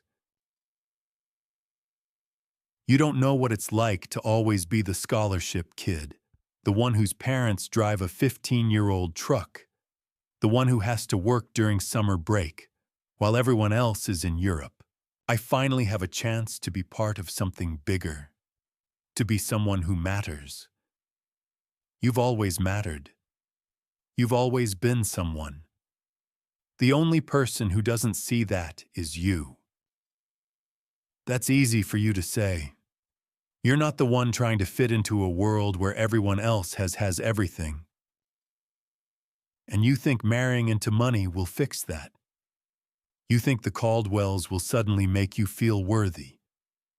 Victoria, it doesn't work that way. You'll spend your whole life chasing their approval, and you'll never get it. Because people like that don't approve. They just keep raising the bar. Garrett finally spoke. Mr. Coleman, my parents aren't your parents. I said, turning to him, have created a situation where my daughter thinks she needs to spend $400,000 to be acceptable, where she's willing to erase her own mother's memory to fit their image. So forgive me if I don't particularly care about defending them right now. Garrett went silent. Victoria wiped her eyes. So that's it, 95,000 or nothing. That's what I can give you without destroying my own future. What you do with it is up to you. And if we can't make it work, then you'll have to make other choices. Ask the Caldwells to pay. Scale everything back. Postpone until you can afford what you want. I don't know, Victoria, but what I won't do is mortgage everything your mother and I built so you can throw a party to impress people who don't actually care about you. The room fell silent again. Even the clock seemed to hold its breath. Victoria looked at me, really looked at me, and I saw something in her expression I hadn't seen in months. Not the polished, careful version of my daughter who'd walked in tonight. Something rawer, more real. "You really won't help us," she said softly. "I'm helping you, just not the way you wanted." She picked up the check one more time, stared at it. Then she looked at Garrett, who wouldn't meet her eyes. Then back at me. "Fine," she said, and in that one word I heard everything about to break. If you're still watching, drop a comment. What do you think Richard will do next? I genuinely want to hear your predictions before we reach the breaking point. Quick reminder, what follows is a fictional story crafted to explore human emotions. If it's not for you, feel free to stop here. This house, this life, everything you built, it's all worthless. The words hit like an explosion. Not loud. Quiet, actually. But devastating in their precision, in their aim. Victoria stood there with her arms crossed, chin up, and delivered the verdict I'd been afraid to hear since this whole thing started. The air left the room. "What did you just say?" My voice came out steady. Too steady. "I said it's worthless. To me. To my future. The Caldwells have real wealth, real property, real status. This..." She gestured around the dining room at Catherine's antique table at the walls I'd built with my own hands. "This is just small, provincial. It doesn't mean anything anymore. Real status. Yes, and I'm finally going to have it. I'm finally going to be someone who matters. Someone people respect. Someone... You already are someone, Victoria. You're my daughter." Her laugh was bitter, sharp. "That's not enough. Don't you see, being Richard Coleman's daughter from Lake Oswego, that doesn't open doors? That doesn't get me into the rooms where decisions are made. The Caldwells can give me that. They can give me a life that actually counts for something. A life that counts." I repeated the words, slowly tasting their poison. Yes. A real life. Not this museum of the past you're living in.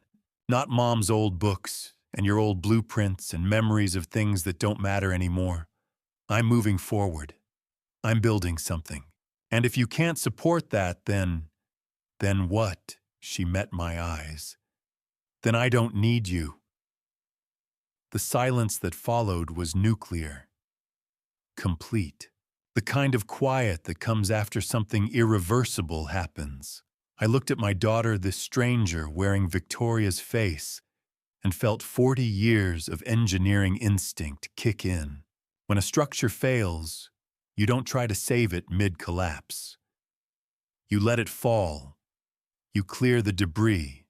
You start over with better materials. I picked up the $95,000 check. "You're right," I said quietly. "This isn't enough." Hope flickered across Victoria's face. "Finally, I tore the check in half. The sound was surprisingly loud in the silent room. Victoria's mouth fell open. I tore it again.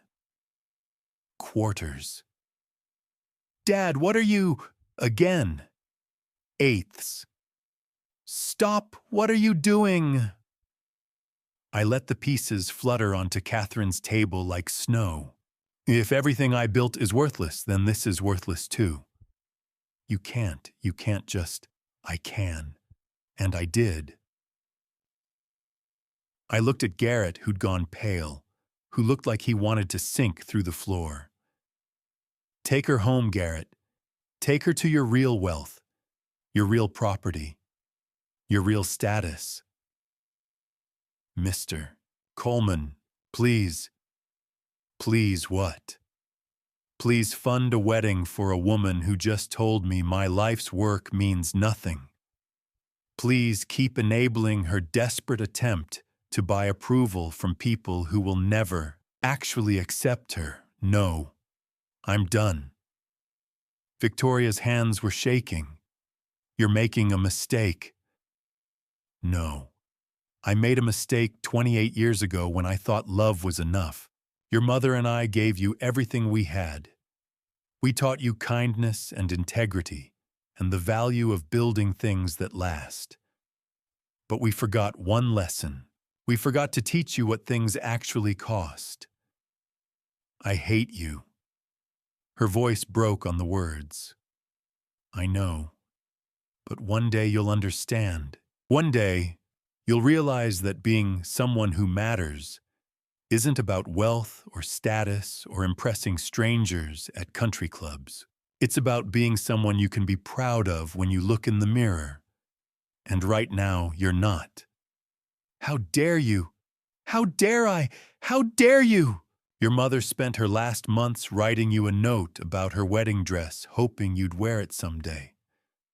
She saved measurements. She planned for your happiness. And you called it vintage.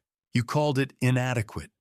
You threw away her memory like it was garbage because it wasn't expensive enough for the Caldwells. Tears were streaming down Victoria's face now, but I couldn't stop. The dam had broken. She would have understood, Victoria whispered. No, she would have been heartbroken.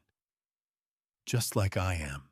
Because the daughter we raised, the one who brought me dandelions and helped me pour concrete and laughed over ice cream, that girl wouldn't have needed an $8,500 ring to feel worthy. That girl knew her worth came from who she was, not what she could afford. That girl was naive. That girl was real. Victoria grabbed her purse.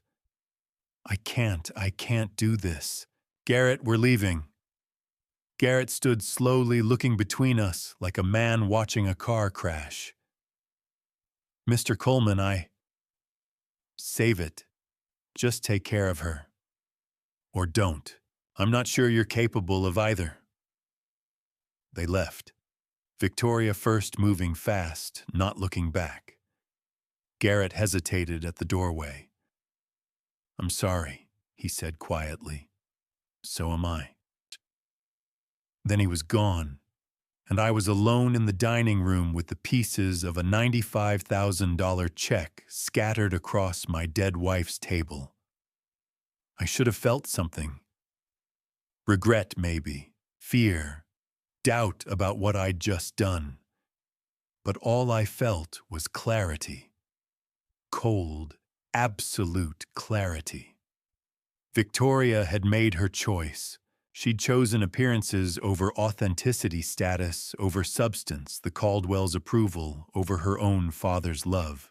And in doing so, she'd revealed something I'd been afraid to see. My daughter had become someone I didn't recognize. Someone who measured worth in dollars and addresses and social climbing. I sat in that silence until the clock struck midnight. The house around me, the one I'd designed, the one Catherine had made a home, the one Victoria called worthless, creaked and settled in the darkness. Catherine's voice drifted through my memory, something she'd told me once when Victoria was 16 and had made a terrible decision we'd had to let her face consequences for. The hardest thing a parent does is let them fall rich, but sometimes falling is the only way they learn to get back up. I'm letting her fall, I whispered to the empty room. I hope you're right. Then I stood, gathered the pieces of the torn check, and walked to my office. I turned on the desk lamp, pulled out a legal pad, and began writing. Project name, Lesson in Value. Timeline 4 weeks until wedding. Objective, teach my daughter what things actually cost. I wrote late into the night, the engineer in me taking over, turning heartbreak into strategy, pain into purpose. By 3 a.m., I had a plan. It was cold. It was calculated. It was possibly the most important thing I'd ever design. And unlike the bridges and buildings I'd spent a lifetime creating, this project's success wouldn't be measured in steel and concrete. It would be measured in whether I could save my daughter from herself. Sunday morning, I woke up with absolute clarity. I hadn't really slept maybe an hour, maybe 2. But when dawn broke over Lake Oswego, painting the sky pink and gold, I felt more awake than I had in weeks. The exhaustion, the heartbreak, the confusion, all of it had burned away overnight, leaving something harder behind. Purpose. I made coffee and stood at the kitchen window watching the neighborhood come to life. Dogs being walked, joggers, a teenager retrieving the newspaper, normal Sunday routines. While inside this house, everything had changed. I'd spent 40 years as an engineer solving problems, identifying structural weaknesses, designing solutions. This was just another problem, another blueprint that needed redrawing. For a moment, just a moment, I let myself imagine it. The wedding day, Victoria at the Abernethy Center in her $18,000 dress. Vendors not showing up. Guests arriving to locked doors. The Caldwells' faces as their perfect day collapsed. I shook my head, clearing the image. No, I wouldn't imagine it. I would design it. Engineer it with the same precision I'd used to build bridges for 4 decades. I picked up my phone and called Robert Patterson. He answered on the 3rd ring, groggy. "Rich, it's 7 a.m. on a Sunday. I need to see you Monday morning. First thing." A pause. What's wrong? Nothing's wrong. Everything's finally clear. Can you do 8? Yeah. Yeah, I can. Rich, are you okay? I'm better than I've been in a long time. See you Monday. The rest of Sunday I worked. Pulled out financial documents, organized them by account, made lists, ran projections. By evening, I had a complete picture of what I owned, what I could liquidate, what I could reallocate. It was enough. Monday morning, I drove to the Pearl District. Robert's office occupied the top floor of a converted warehouse, glass and steel and city views. His assistant showed me to a conference room. Robert came in with coffee concern on his face. "Rich, what's going on?" "I need to liquidate assets, not everything, but enough." His eyebrows rose. "How much?" "Enough to fund a foundation and cover a wedding that isn't going to happen." Robert set his coffee down. "You want to explain that?" So I did. Not everything, not the worthless comment, not the torn check. Just the essentials. Victoria was planning a wedding I wouldn't fund. I was redirecting those resources elsewhere. When I finished, Robert was quiet. "Rich, this is big. Are you sure?" "I've never been more sure." "What kind of foundation?" "The Catherine Coleman Foundation. For civil engineering students. Full scholarships. 5 students per year, tuition and living expenses, everything they need." Robert's expression shifted. "In Catherine's name." She believed in education, in giving people opportunities. This is her legacy, the one Victoria doesn't want. Robert pulled out his laptop. Let's talk numbers. We spent the next hour going through my portfolio. Retirement accounts, investments, house equity. When we finished, Robert sat back. This is doable. You could fund 10 scholarships annually if you wanted. Let's start with 5. Keep it manageable. Once we set this up, once we create the trust, it's not easily reversible. That's the point. I don't want it reversible. I want Victoria to understand that some decisions have consequences that can't be undone. Robert studied me.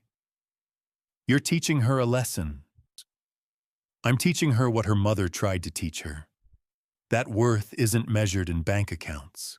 That the things that matter, education, opportunity, legacy, those are what you build with your resources.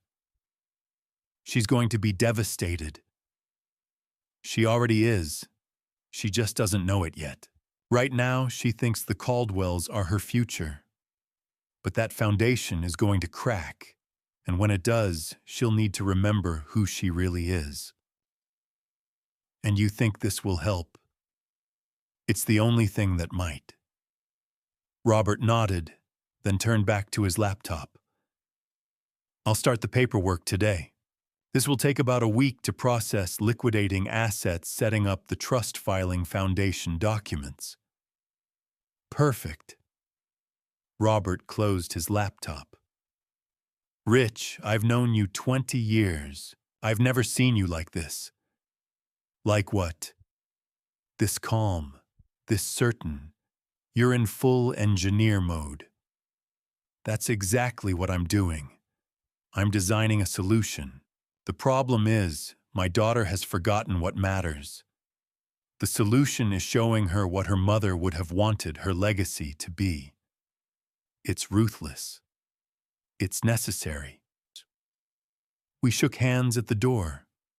As I left, Robert called after me. Rich Catherine would be proud, not of the situation, but of what you're building from it.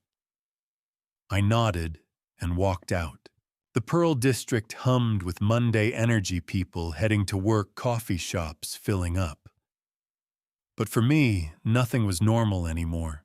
I was 48 hours past the moment my daughter had called my life worthless. And instead of breaking, I'd transformed. The grief had crystallized into strategy. The heartbreak had become blueprint. By the time I reached my truck, I was already thinking about my next meeting. The lawyer, the vendor cancellations, the systematic dismantling of a wedding that should never have grown this large.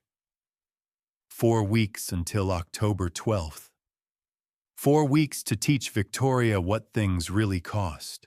I pulled into Portland traffic, and for the first time since Saturday night, I smiled. That same Monday afternoon, I met with Daniel Fitzgerald. His law office sat on the 20th floor of a downtown Portland high-rise, floor-to-ceiling windows, offering views of the Willamette River and the West Hills beyond. I'd been here before when Catherine died, when we'd updated our estate planning, when I'd needed contract reviews for major projects. Daniel had handled it all with the quiet competence of someone who'd seen every kind of legal situation. But he'd never seen me like this. Rich.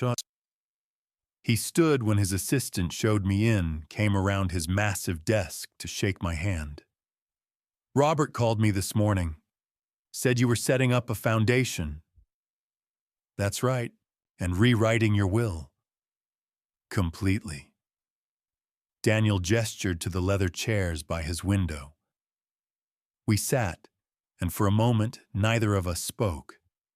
Below the city moved cars crossing bridges, boats on the river, the ordinary machinery of life continuing while mine was being dismantled and rebuilt. Walk me through it, Daniel said finally. So I did. The Catherine Coleman Foundation full scholarships for civil engineering students, 5 per year, covering everything from tuition to housing to books. Robert was handling the financial setup. I needed Daniel to handle the legal framework. And I needed to change my will. All remaining assets go to the foundation upon my death. I said, my voice steady. The house, my retirement accounts, investment portfolio, everything. Victoria is removed as primary beneficiary.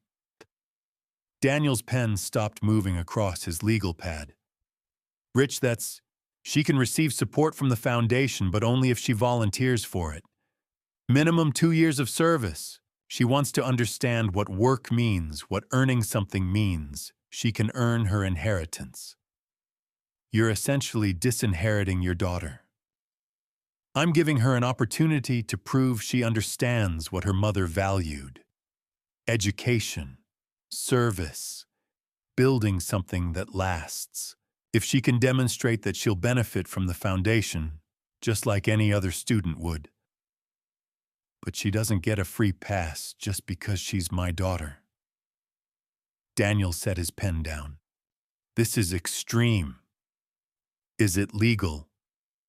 Yes. It's your estate. You can structure it however you want.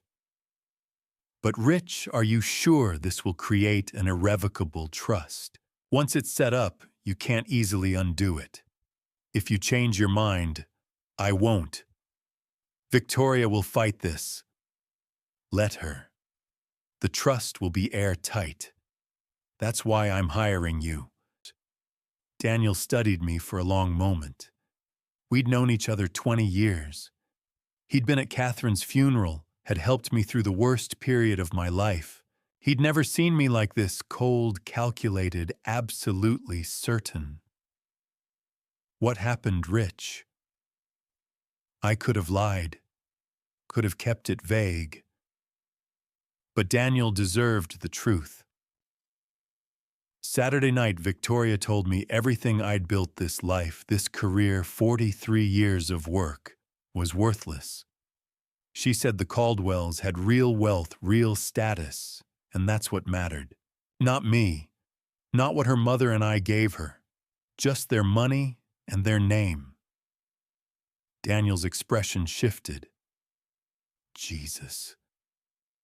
She's planning a wedding that costs more than most people's annual salary. She's buying approval from people who will never actually accept her. And she's using my money to do it without asking, without caring about what it costs me or what it means. So you're teaching her a lesson. I'm teaching her what Catherine tried to teach her. That worth isn't about bank accounts or country club memberships. That legacy, real legacy, is about what you build for other people. What you leave behind that matters. Daniel picked up his pen again. All right, let's do this properly.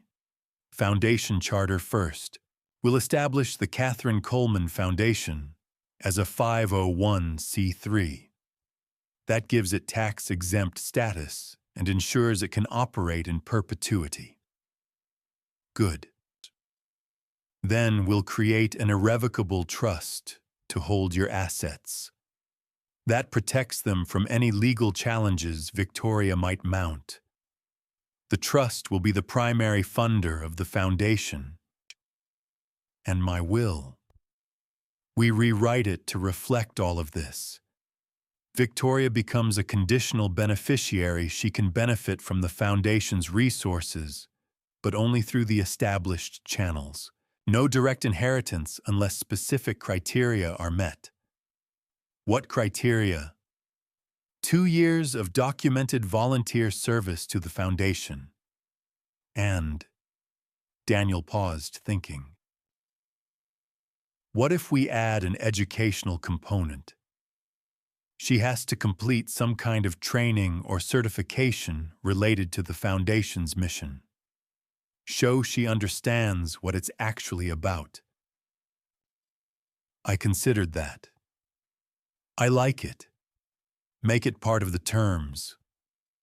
For the next hour, we worked through details. Foundation, governance, structure. Board of directors, I'd serve as founding director with Robert and Daniel as initial board members. Scholarship selection criteria. Application process.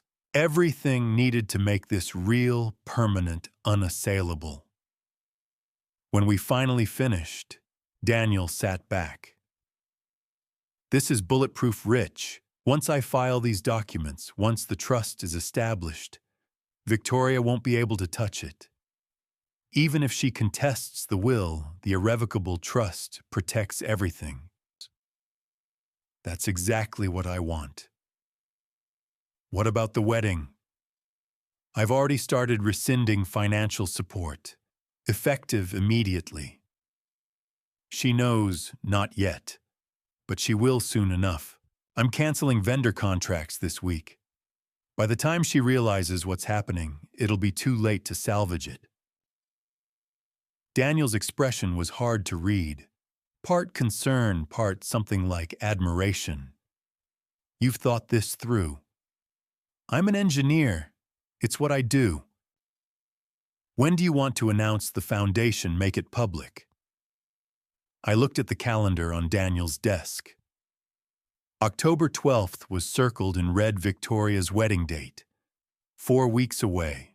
2 weeks, I said. Right before the wedding. I want Victoria to understand that while she was planning her spectacle, I was building her mother's legacy. The legacy she rejected. That's going to devastate her. Good. Maybe devastation is what she needs to remember who she actually is. Daniel walked me to the door when we finished. Rich for what it's worth. Catherine would understand why you're doing this. Would she approve? I think she'd be heartbroken about the situation, but proud of the solution, this foundation. It's exactly what she would have wanted. I nodded, not trusting myself to speak. Outside, the autumn afternoon was cooling clouds rolling in from the coast. I stood on the sidewalk for a moment, looking up at the building where I just legally ensured my daughter's inheritance would require her to prove she'd learned something about value. It felt ruthless, cold. Exactly the kind of thing I'd never imagined myself doing. But then I'd never imagined my daughter would call my life's work worthless either. I walked to my truck, pulled out of the parking garage and headed home. 2 major meetings done. Foundation established. Legal protections in place. Tomorrow I'd start the real work, dismantling a wedding piece by piece, vendor by vendor, until nothing was left but the lesson I was determined to teach. 4 weeks until October 12th. The countdown had begun. Over the next week, I began the systematic dismantling. Tuesday morning, I started with the venue, called Abernethy Center at 8 a.m. before I could second-guess myself. This is Richard Coleman. I need to cancel the October 12th wedding reservation. The events coordinator sounded surprised. Mr. Coleman, the wedding is less than a month away. According to our contract, you'll forfeit your deposit. I understand. $10,000. Process the cancellation. A pause. Are you certain perhaps the bride and groom would like to? I'm certain. Cancel it. I'll need this in writing. You'll have it by end of day. I hung up and immediately drafted the email. Formal, professional, final. Sent it before I could think too hard about what I was doing. 1 down. Wednesday, I worked through the rest. Called the florist first. This is Richard Coleman. I need to cancel the floral order for the Coleman-Caldwell wedding. The florist, a woman whose invoice had read $32,000 for roses and peonies, tried to negotiate. Mr. Coleman, we've already ordered most of the flowers. We can't simply check your contract. I'm the payer. I have cancellation rights. Send me the final accounting of what I owe for work already completed. Next was the photography team, then the band, then the lighting company. Each call followed the same pattern: surprise, resistance, eventually acceptance. By Wednesday evening, I'd canceled 6 vendors. Thursday morning, I made the call I'd been dreading most. Adrian Sinclair speaking. Adrian, this is Richard Coleman. Her voice brightened artificially. Mr. Coleman, I was just reviewing final details for Victoria's big day. I'm terminating your services, effective immediately. Silence. Then, excuse me. You're fired. I'm canceling the contract. You can't do that. We have a binding agreement. I've invested months in this wedding, coordinated vendors, managed timelines. Read the contract, Adrienne. Paragraph 7, subsection 3. The payer has the right to terminate services with written notice. You'll receive that notice today. But the wedding is in 3 weeks. Do you have any idea what this will do to Victoria? That's between me and my daughter. Mr. Coleman, please, let's discuss this rationally. There's nothing to discuss. You'll be paid for work completed through today. Nothing more. Goodbye, Adrienne. I hung up while she was still protesting. Within hours, the cancellations began rippling outward. The vendors notified Victoria it was in their contracts, their liability protection. Tuesday afternoon, Abernethy Center sent her a formal notice. Wednesday, the florist called her directly. Thursday, Adrian apparently phoned in a panic. By Thursday evening, my phone rang. Victoria's name on the screen. I let it ring 3 times before answering. What have you done? Her voice was raw, panicked. What have you done? I withdrew my financial support, as is my right. The wedding is in 3 weeks. The venue just canceled. The florist, the photographer, Dad, everything's falling apart. Then you have 3 weeks to figure it out. Figure it out. How am I supposed to? We've lost the deposits. We can't afford to rebook everything. The Caldwells are furious. I imagine they are. This is insane. You can't just destroy my wedding because you're angry. I'm not destroying anything, Victoria. I'm simply no longer funding it. There's a difference. You're doing this to punish me. I'm doing this to teach you. There's a difference there, too. Teach me what? That you're cruel, that you don't care if I'm humiliated in front of everyone I know. I'm teaching you that actions have consequences, that when you tell someone their life's work is worthless, they might decide to stop working for you. She was crying now. I didn't mean, yes, you did. You meant every word, and now you're learning what it costs. The Caldwells can't cover everything on such short notice. Garrett's parents are saying... She stopped. What are Garrett's parents saying? Silence. Victoria, what are they saying? They're saying maybe we should postpone, that this is too much chaos, that it doesn't look good. Doesn't look good. There it is. You don't understand. I understand perfectly. When things get difficult, when appearances are threatened, the Caldwells fold. And you're realizing that all their wealth and status don't actually solve problems. They just make them look prettier until they can't anymore. I hate you. You've said that before. It doesn't change anything. She hung up. I sat in my office, phone in hand, and felt nothing. No satisfaction. No regret. Just the cold clarity of a plan being executed exactly as designed. Friday morning, I made one final call. Jennifer Brooks speaking. Jennifer, it's Richard Coleman. I'm ready to list the house. Jennifer had sold homes in Lake Oswego for 20 years. She knew this neighborhood, knew property values, knew me. Richard, are you sure this is a big decision? I'm sure. I want it listed high. I want it sold fast. Fast might mean accepting a lower offer. I'll take that risk.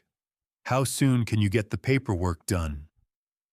I can have the listing agreement ready by this afternoon, photos and marketing by Monday. We could have it on the market by Tuesday. Do it. And Victoria, have you told her? She'll find out. By Friday afternoon, Jennifer had come by with the paperwork. We walked through the house together while she took notes. 3 bedrooms, 2 baths, original hardwood floors, updated kitchen, wraparound porch. The house Catherine and I had built. The house Victoria had called worthless. It's a beautiful home, Jennifer said. It'll sell fast. Good. Where will you go? I haven't decided yet. Somewhere smaller, somewhere without so many memories. She squeezed my hand.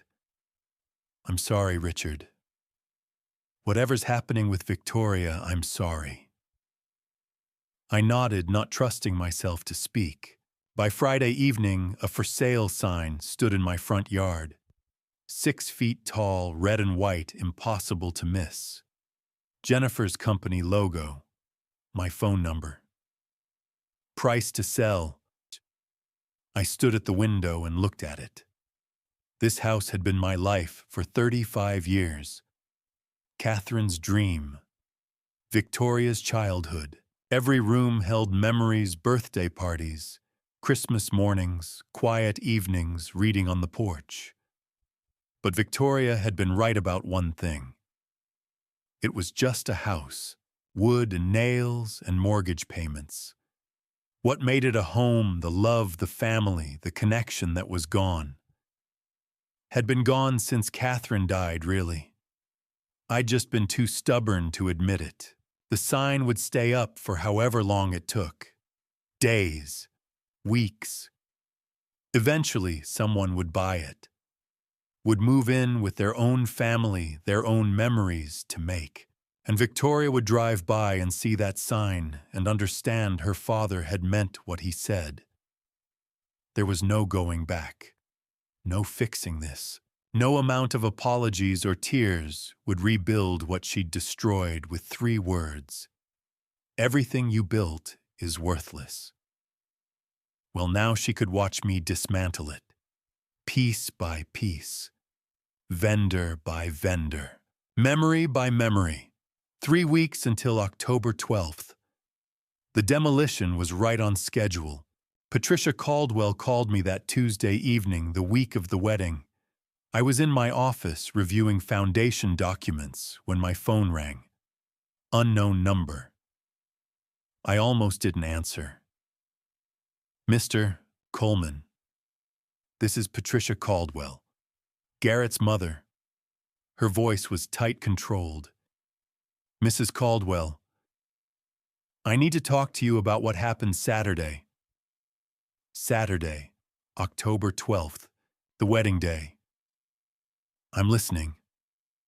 She took a breath. There was no wedding, Mr. Coleman. I thought you should know what your daughter went through. I set my pen down and waited. I arrived at Abernethy Center at 10:30 that morning. Victoria was in her dressing room. That $18,000 dress, she looked beautiful. By 11, guests started arriving. About 40 people. We'd salvaged a small ceremony after the cancellations. My husband covered essential costs. Go on.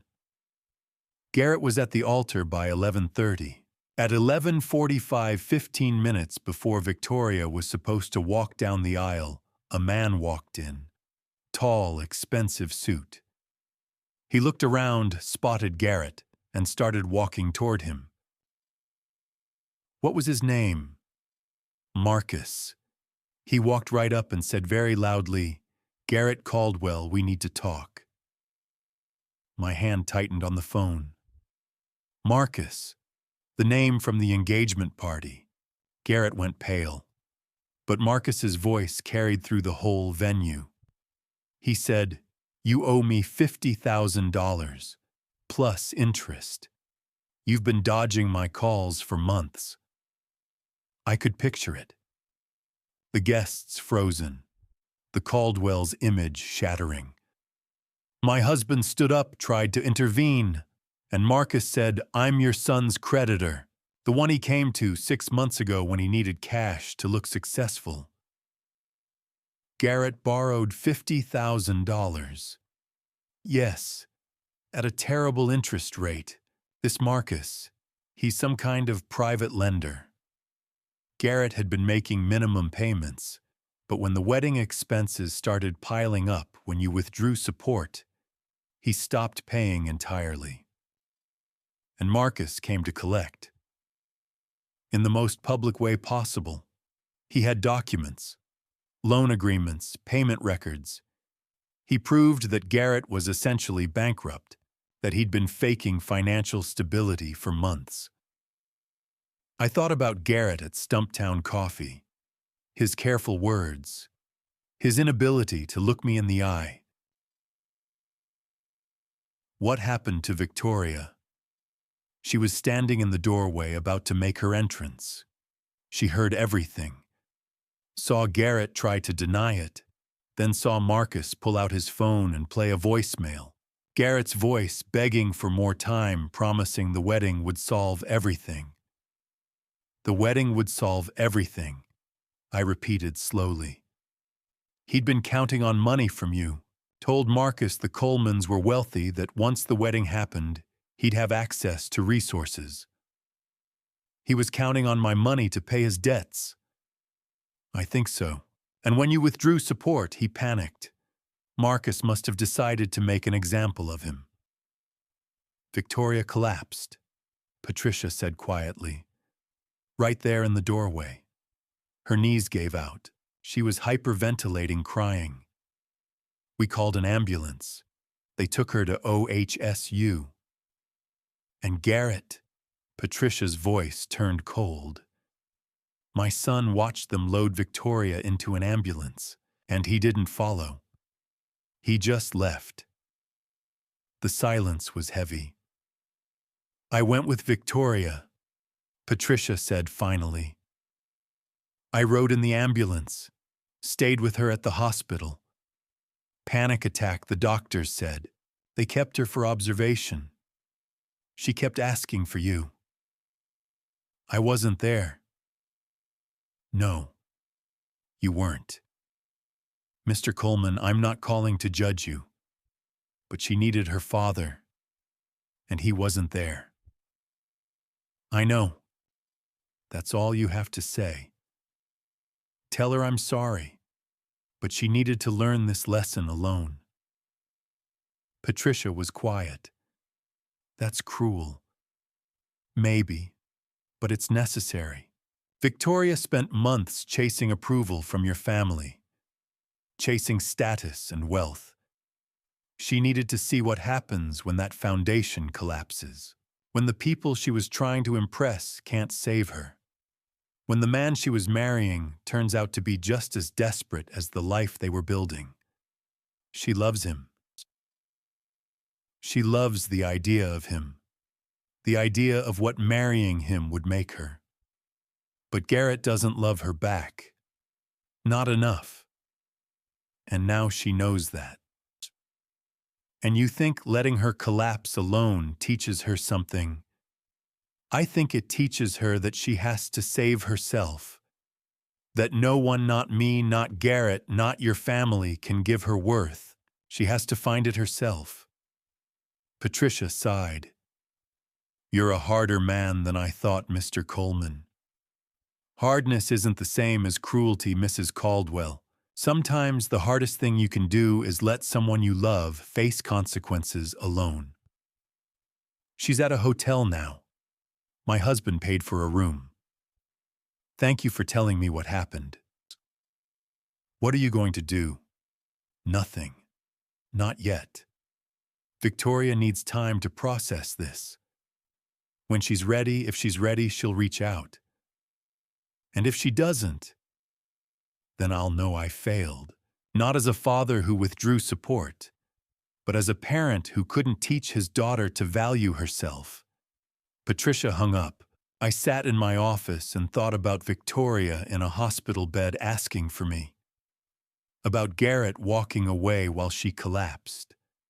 About Marcus collecting his debt in the cruelest way possible. I should have felt satisfaction. The wedding had imploded exactly as I'd known it would, but all I felt was tired and uncertain if I'd done the right thing, if letting Victoria fall was teaching her strength or just breaking her spirit. Outside, the October night was cold. My house with its for sale sign was quiet. I'd demolished everything: the wedding, Victoria's trust, maybe even our relationship. Now I had to hope something better could be built from the ruins.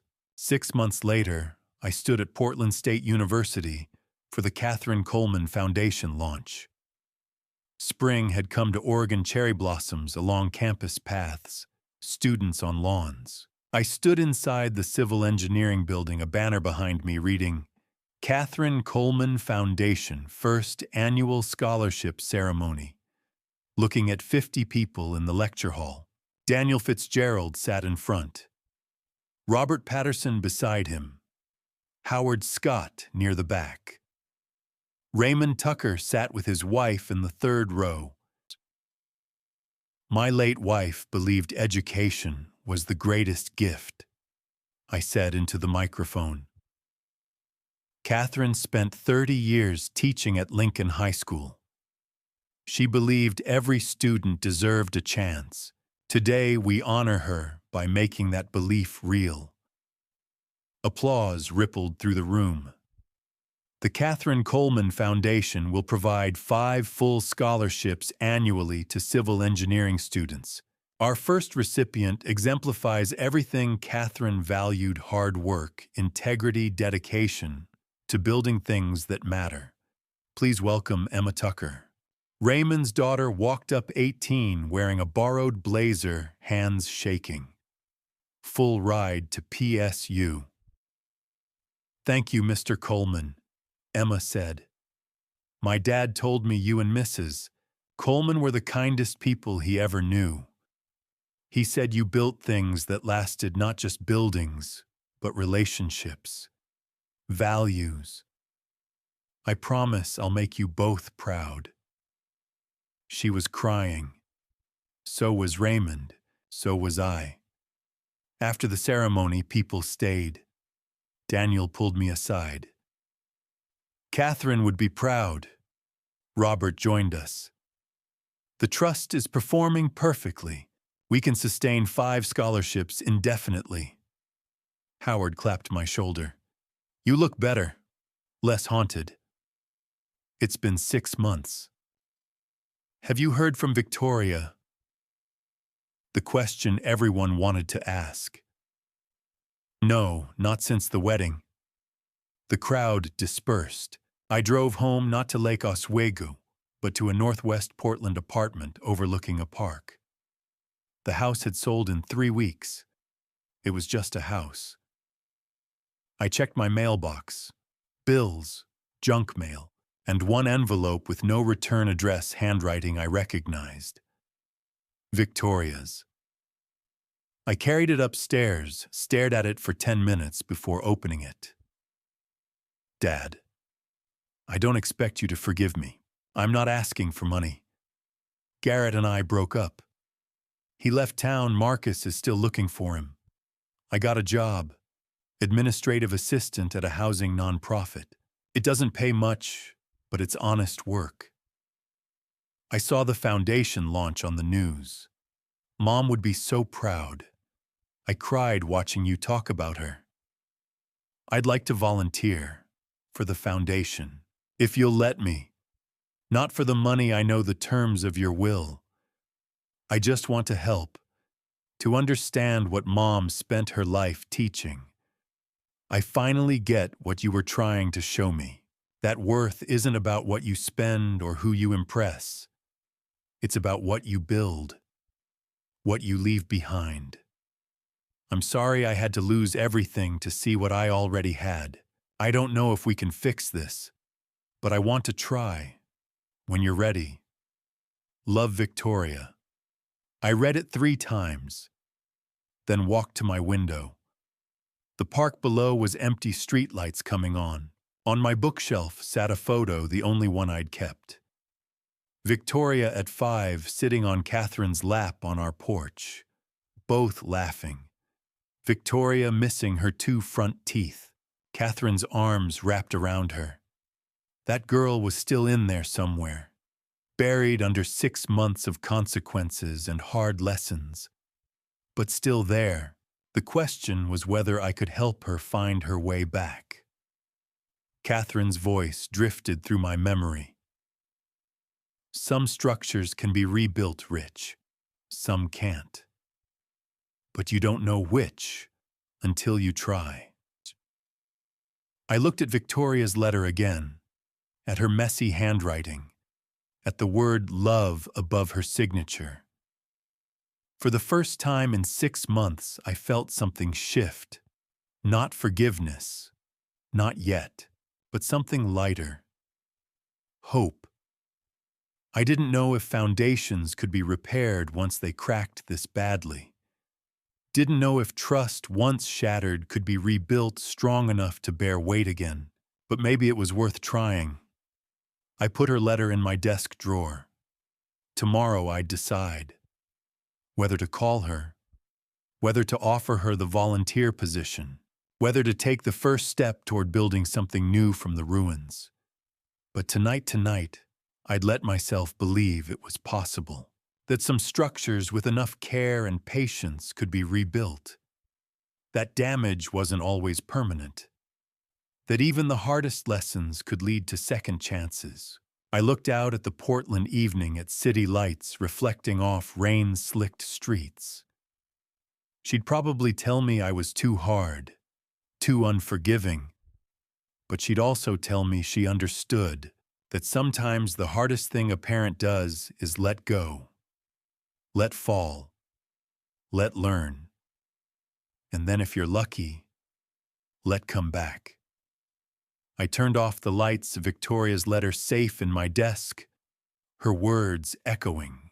I'm sorry I had to lose everything to see what I already had. Me too, Victoria. Me too. And to you, listening to this story, remember this: sometimes the hardest lessons don't come from enemies, but from the people we love the most. When I look back now, I don't see myself as a hero.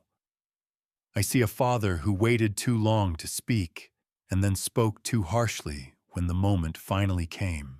I thought I was teaching my daughter about value, but for a while I confused teaching with punishment. That mistake almost cost me everything. This family story wasn't really about money or weddings or status. It was about fear. My daughter was afraid she wasn't enough, afraid she didn't matter unless she proved it with luxury approval and someone else's name. And I was afraid, too afraid of losing her, afraid of confrontation, afraid of admitting that love without boundaries can still do harm. If I could speak to my younger self, I would say this: don't wait until resentment builds before you draw the line. Don't stay silent and then explode. And above all, don't believe that control is the same thing as guidance. I learned that lesson the hard way through what many would call dad revenge, though revenge was never my goal. The truth is, dad revenge doesn't heal anyone. It only reveals what's already broken. Here's my honest opinion, and I won't soften it. Pride destroys families faster than poverty ever could. I watched my daughter chase a life that looked impressive but felt empty, and I watched myself respond with cold logic instead of compassion. We were both wrong in our own ways. That's the uncomfortable truth of this family story. I don't regret standing my ground. I do regret not reaching for my daughter sooner, before she had to lose everything to understand her worth. Don't be like me. Don't let silence become distance. Don't let anger become strategy. I thought I was building a lesson. In reality, I was tearing down a bridge I still needed to cross. Some people call what I did dad revenge. Others call it tough love. I call it a warning. When parents turn pain into punishment, everyone bleeds. When children trade identity for approval, the cost is always higher than they expect. This family story taught me that love without grace becomes rigid, and discipline without mercy becomes cruelty. I believe God allows us to break sometimes, not to destroy us, but to strip away illusions. When everything fell apart, both my daughter and I were forced to face who we really were. That was the moment growth finally became possible. Let me be clear, dad revenge doesn't bring peace. Accountability does. Humility does. Honest conversations do. If you're listening as a parent, please hear this talk sooner. Listen longer, and never assume your child knows their worth just because you love them. If you're listening as a son or daughter, hear this too. You don't have to earn love by becoming someone else. You are already enough. Status fades, applause ends, but character follows you everywhere. Before we part, I'd truly love to hear from you. Do you think I did the right thing? Would you have handled it differently? Share your thoughts in the comments. If this story moved, you consider sharing it with someone who might need it, and subscribe to the channel so we can continue exploring stories that challenge, heal, and connect us. Thank you for staying with me until the very end. And one gentle reminder, the stories that follow may include fictionalized elements carefully crafted for reflection and education. If this kind of content isn't for you, feel free to step away and choose something that better fits your heart today.